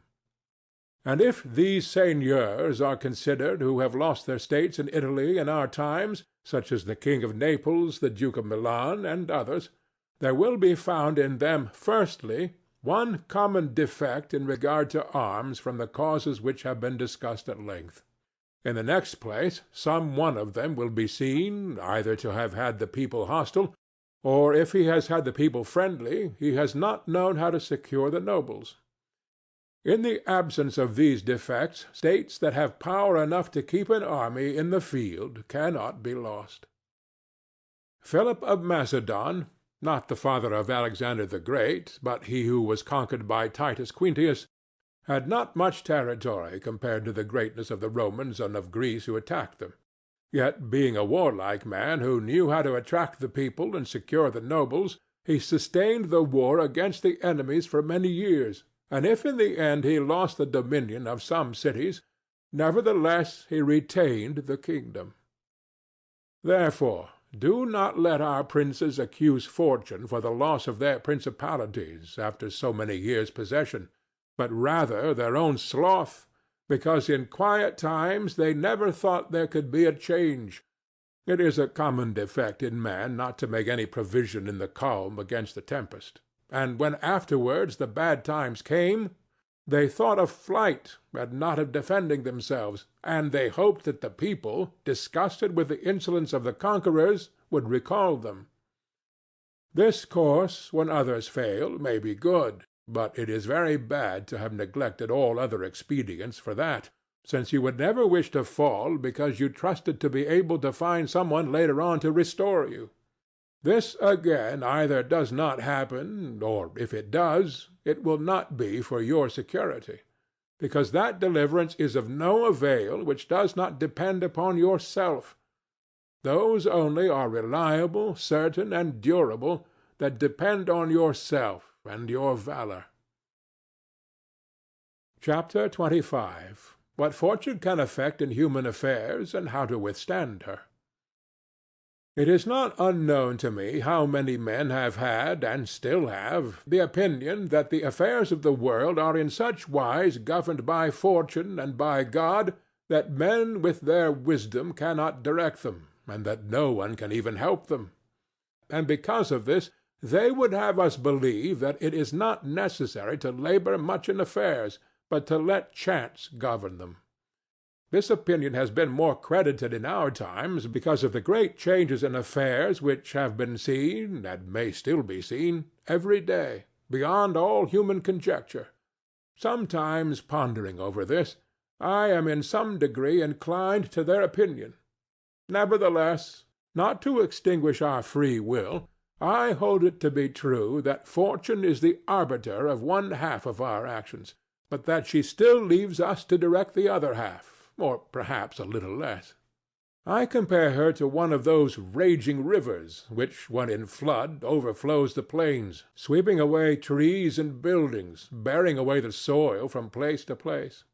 Everything flies before it, all yield to its violence, without being able in any way to withstand it. And yet, though its nature be such, it does not follow, therefore, that men, when the weather becomes fair, shall not make provision, both for defences and barriers, in such a manner that, rising again, the waters may pass away by canal, and their force be neither so unrestrained nor so dangerous. So it happens with Fortune, who shows her power where valor has not prepared to resist her, and thither she turns her forces where she knows that barriers and defences have not been raised to constrain her. And if you will consider Italy, which is the seat of these changes, and which has given to them their impulse, you will see it to be an open country without barriers and without any defence. For if it had been defended by proper valour, as are Germany, Spain, and France, either this invasion would not have made the great changes it has made, or it would not have come at all. And this I consider enough to say concerning resistance to fortune in general. But, confining myself more to the particular, I say that a prince may be seen happy to-day and ruined to-morrow without having shown any change of disposition or character. This, I believe, arises firstly from causes that have already been discussed at length, namely, that the prince who relies entirely on fortune is lost when it changes. I believe also that he will be successful who directs his actions according to the spirit of the times, and that he whose actions do not accord with the times will not be successful. Because men are seen, in affairs that lead to the end which every man has before him, namely glory and riches, to get there by various methods, one with caution, another with haste, one by force, another by skill, one by patience, another by its opposite, and each one succeeds in reaching the goal by a different method. One can also see of two cautious men the one attain his end, the other fail, and similarly two men by different observances are equally successful, the one being cautious, the other impetuous. All this arises from nothing else than whether or not they conform in their methods to the spirit of the times. This follows from what I have said, that two men working differently bring about the same effect, and of two working similarly, one attains his object and the other does not. Changes in a state also issue from this. For if to one who governs himself with caution and patience, times and affairs converge in such a way that his administration is successful, his fortune is made. But if times and affairs change, he is ruined if he does not change his course of action. But a man who is not often found sufficiently circumspect to know how to accommodate himself to the change, both because he cannot deviate from what nature inclines him to do, and also because, having always prospered by acting in one way, he cannot be persuaded that it is well to leave it, and therefore the cautious man, when it is time to turn adventurous, does not know how to do it.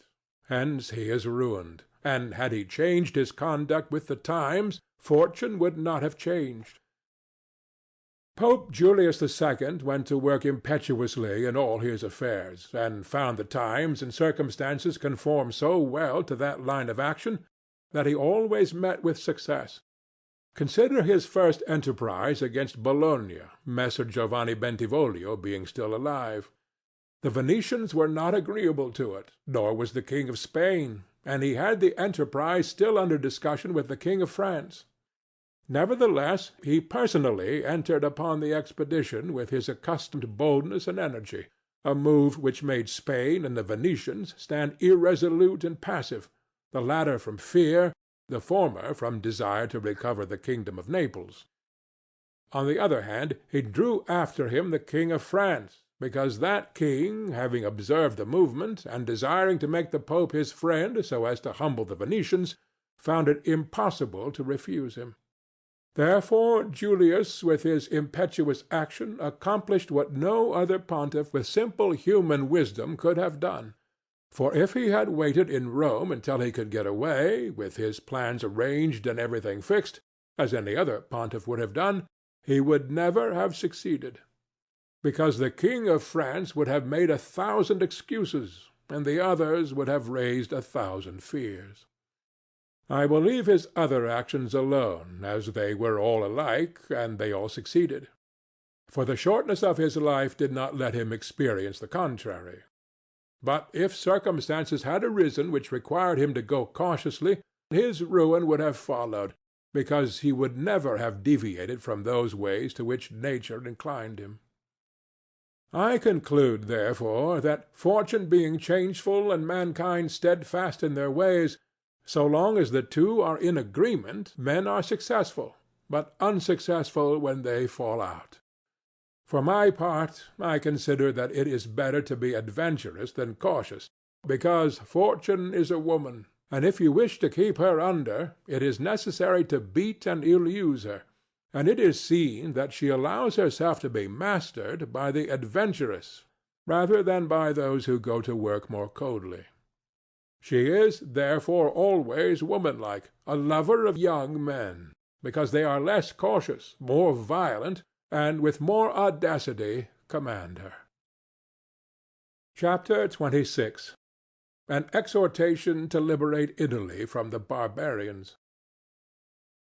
Having carefully considered the subject of the above discourses, and wondering within myself whether the present times were propitious to a new prince, and whether there are elements that would give an opportunity to a wise and virtuous one to introduce a new order of things which would do honor to him and good to the people of this country, it appears to me that so many things concur to favor a new prince that I never knew a time more fit than the present. And if, as I said, it was necessary that the people of Israel should be captive so as to make manifest the ability of Moses, that the Persians should be oppressed by the Medes so as to discover the greatness of the soul of Cyrus, and that the Athenians should be dispersed to illustrate the capabilities of Theseus, then at the present time, in order to discover the virtue of an Italian spirit, it was necessary that Italy should be reduced to the extremity that she is now in, that she should be more enslaved than the Hebrews, more oppressed than the Persians, more scattered than the Athenians, without head, without order, beaten, despoiled, torn, overrun, and to have endured every kind of desolation. Although lately some spark may have been shown by one, which made us think he was ordained by God for our redemption, nevertheless it was afterwards seen, in the height of his career, that fortune rejected him, so that Italy, left as without life, waits for him who shall yet heal her wounds and put an end to the ravaging and plundering of Lombardy, to the swindling and taxing of the kingdom and of Tuscany, and cleanse those sores that for long have festered. It is seen how she entreats God to send some one who shall deliver her from these wrongs and barbarous insolencies. It is seen also that she is ready and willing to follow a banner, if only some one will raise it. Nor is there to be seen at present one in whom she can place more hope than in your illustrious house, with its valor and fortune, favored by God and by the Church, of which it is now the chief, and which could be made the head of this redemption. This will not be difficult if you will recall to yourself the actions and lives of the men I have named. And although they were great and wonderful men, yet they were men, and each one of them had no more opportunity than the present offers. For their enterprises were neither more just nor easier than this, nor was God more their friend than he is yours. With us there is great justice, because that war is just which is necessary, and arms are hallowed when there is no other hope but in them. Here there is the greatest willingness, and where the willingness is great, the difficulties cannot be great, if you will only follow these men to whom I have directed your attention. Further than this, how extraordinarily the ways of God have been manifested beyond example! The sea is divided, a cloud has led the way, the rock has poured forth water, it has rained manna. Everything has contributed to your greatness. You ought to do the rest. God is not willing to do everything, and thus take away our free will and that share of glory which belongs to us. And it is not to be wondered at if none of the above-named Italians have been able to accomplish all that is expected from your illustrious house, and if in so many revolutions in Italy and in so many campaigns it has always appeared as if military virtue were exhausted. This has happened because the old order of things was not good, and none of us have known how to find a new one. And nothing honors a man more than to establish new laws and new ordinances, when he himself was newly risen. Such things, when they are well founded and dignified, will make them revered and admired, and in Italy there are not wanting opportunities to bring such into use in every form. Here there is great valour in the limbs, whilst it fails in the head. Look attentively at the duels and the hand-to-hand combats, how superior the Italians are in strength, dexterity, and subtlety. But when it comes to armies, they do not bear comparison, and this springs entirely from the insufficiency of the leaders, since those who are capable are not obedient. And each one seems to himself to know, there having never been any one so distinguished above the rest, either by valour or fortune, that others would yield to him. Hence it is that for so long a time, and during so much fighting in the past 20 years, whenever there has been an army wholly Italian, it has always given a poor account of itself. The first witness to this is Il Taro, afterwards Alessandria, Capua, Genoa, Vaila, Bologna, Maestri. If, therefore, your illustrious house wishes to follow these remarkable men who have redeemed their country, it is necessary before all things, as a true foundation for every enterprise, to be provided with your own forces, because there can be no more faithful, truer, or better soldiers. And although singly they are good, altogether they will be much better when they find themselves commanded by their prince, honoured by him, and maintained at his expense. Therefore it is necessary to be prepared with such arms, so that you can be defended against foreigners by Italian valour. And although Swiss and Spanish infantry may be considered very formidable, nevertheless there is a defect in both, by reason of which a third order would not only be able to oppose them, but might be relied upon to overthrow them. For the Spaniards cannot resist cavalry, and the Switzers are afraid of infantry whenever they encounter them in close combat. Owing to this, as has been and may again be seen, the Spaniards are unable to resist French cavalry, and the Switzers are overthrown by Spanish infantry. And although a complete proof of this latter cannot be shown, nevertheless there was some evidence of it at the battle of Ravenna, when the Spanish infantry were confronted by German battalions, who followed the same tactics as the Swiss. When the Spaniards, by agility of body and with the aid of their shields, got in under the pikes of the Germans, and stood out of danger, able to attack, while the Germans stood helpless. And if the cavalry had not dashed up, all would have been over with them. It is possible, therefore, knowing the defects of both these infantries, to invent a new one, which will resist cavalry, and not be afraid of infantry.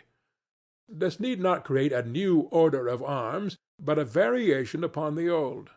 And these are the kind of improvements which confer reputation and power upon a new prince. This opportunity, therefore, ought not to be allowed to pass for letting Italy at last see her liberator appear. Nor can one express the love with which he would be received in all these provinces, which have suffered so much from these foreign scourings, with what thirst for revenge, with what stubborn faith, with what devotion, with what tears. What door would be closed to him? Who would refuse obedience to him? What envy would hinder him? What Italian would refuse him homage? To all of us this barbarous dominion stinks.